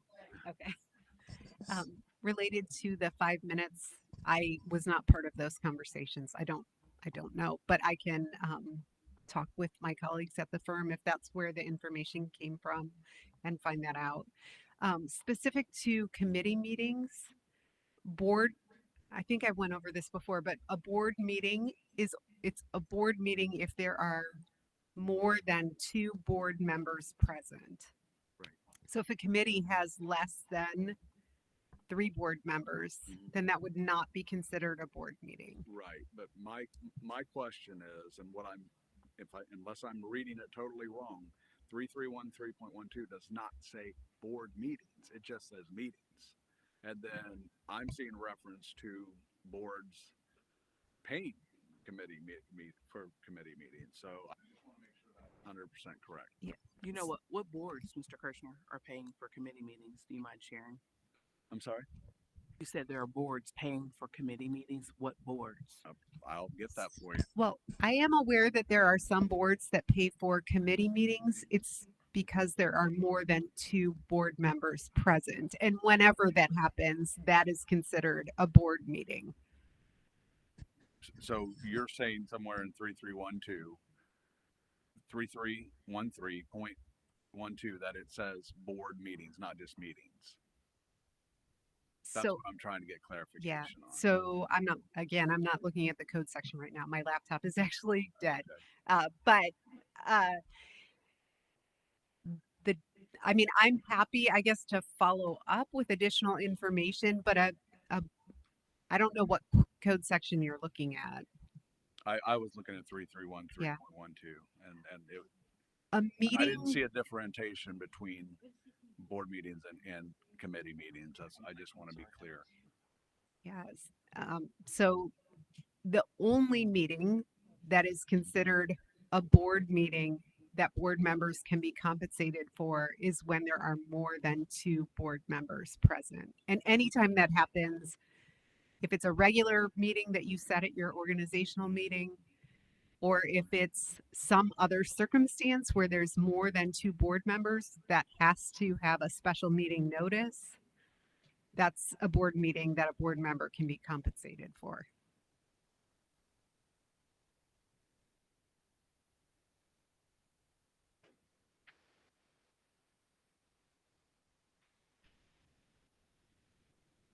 What was that, Libby? I didn't hear you. Okay. Whispering And to I another may board be member. reading long, but this says the statute allows for compensation for meetings attending, and this generally includes committee meetings as well as full board meetings. So I'm just questioning that, and I would love I guess Missouri, just show me. So I'll research it more, and if you can help me with that. Sure. I'm seeing conflicting information, so I just like if you can help clarify that. That's all. Also, we had an investigation done that I thought we were going to be getting results for. Have we? It's not ready yet. Okay, thank you. Any other board comments? Hearing none, on to adjournment. Can I get a motion to adjourn? Motion. I have Mrs. Gray as first, Mrs. Walsh as second. Yeah, okay. On to roll call, please. Mrs. Walsh. Aye. Ms. Gray. Aye. Mr. Bauer. Aye. Mrs. Dutterberger. Aye. And Mr. Kirschner. Aye. It is 11:13. We are adjourned.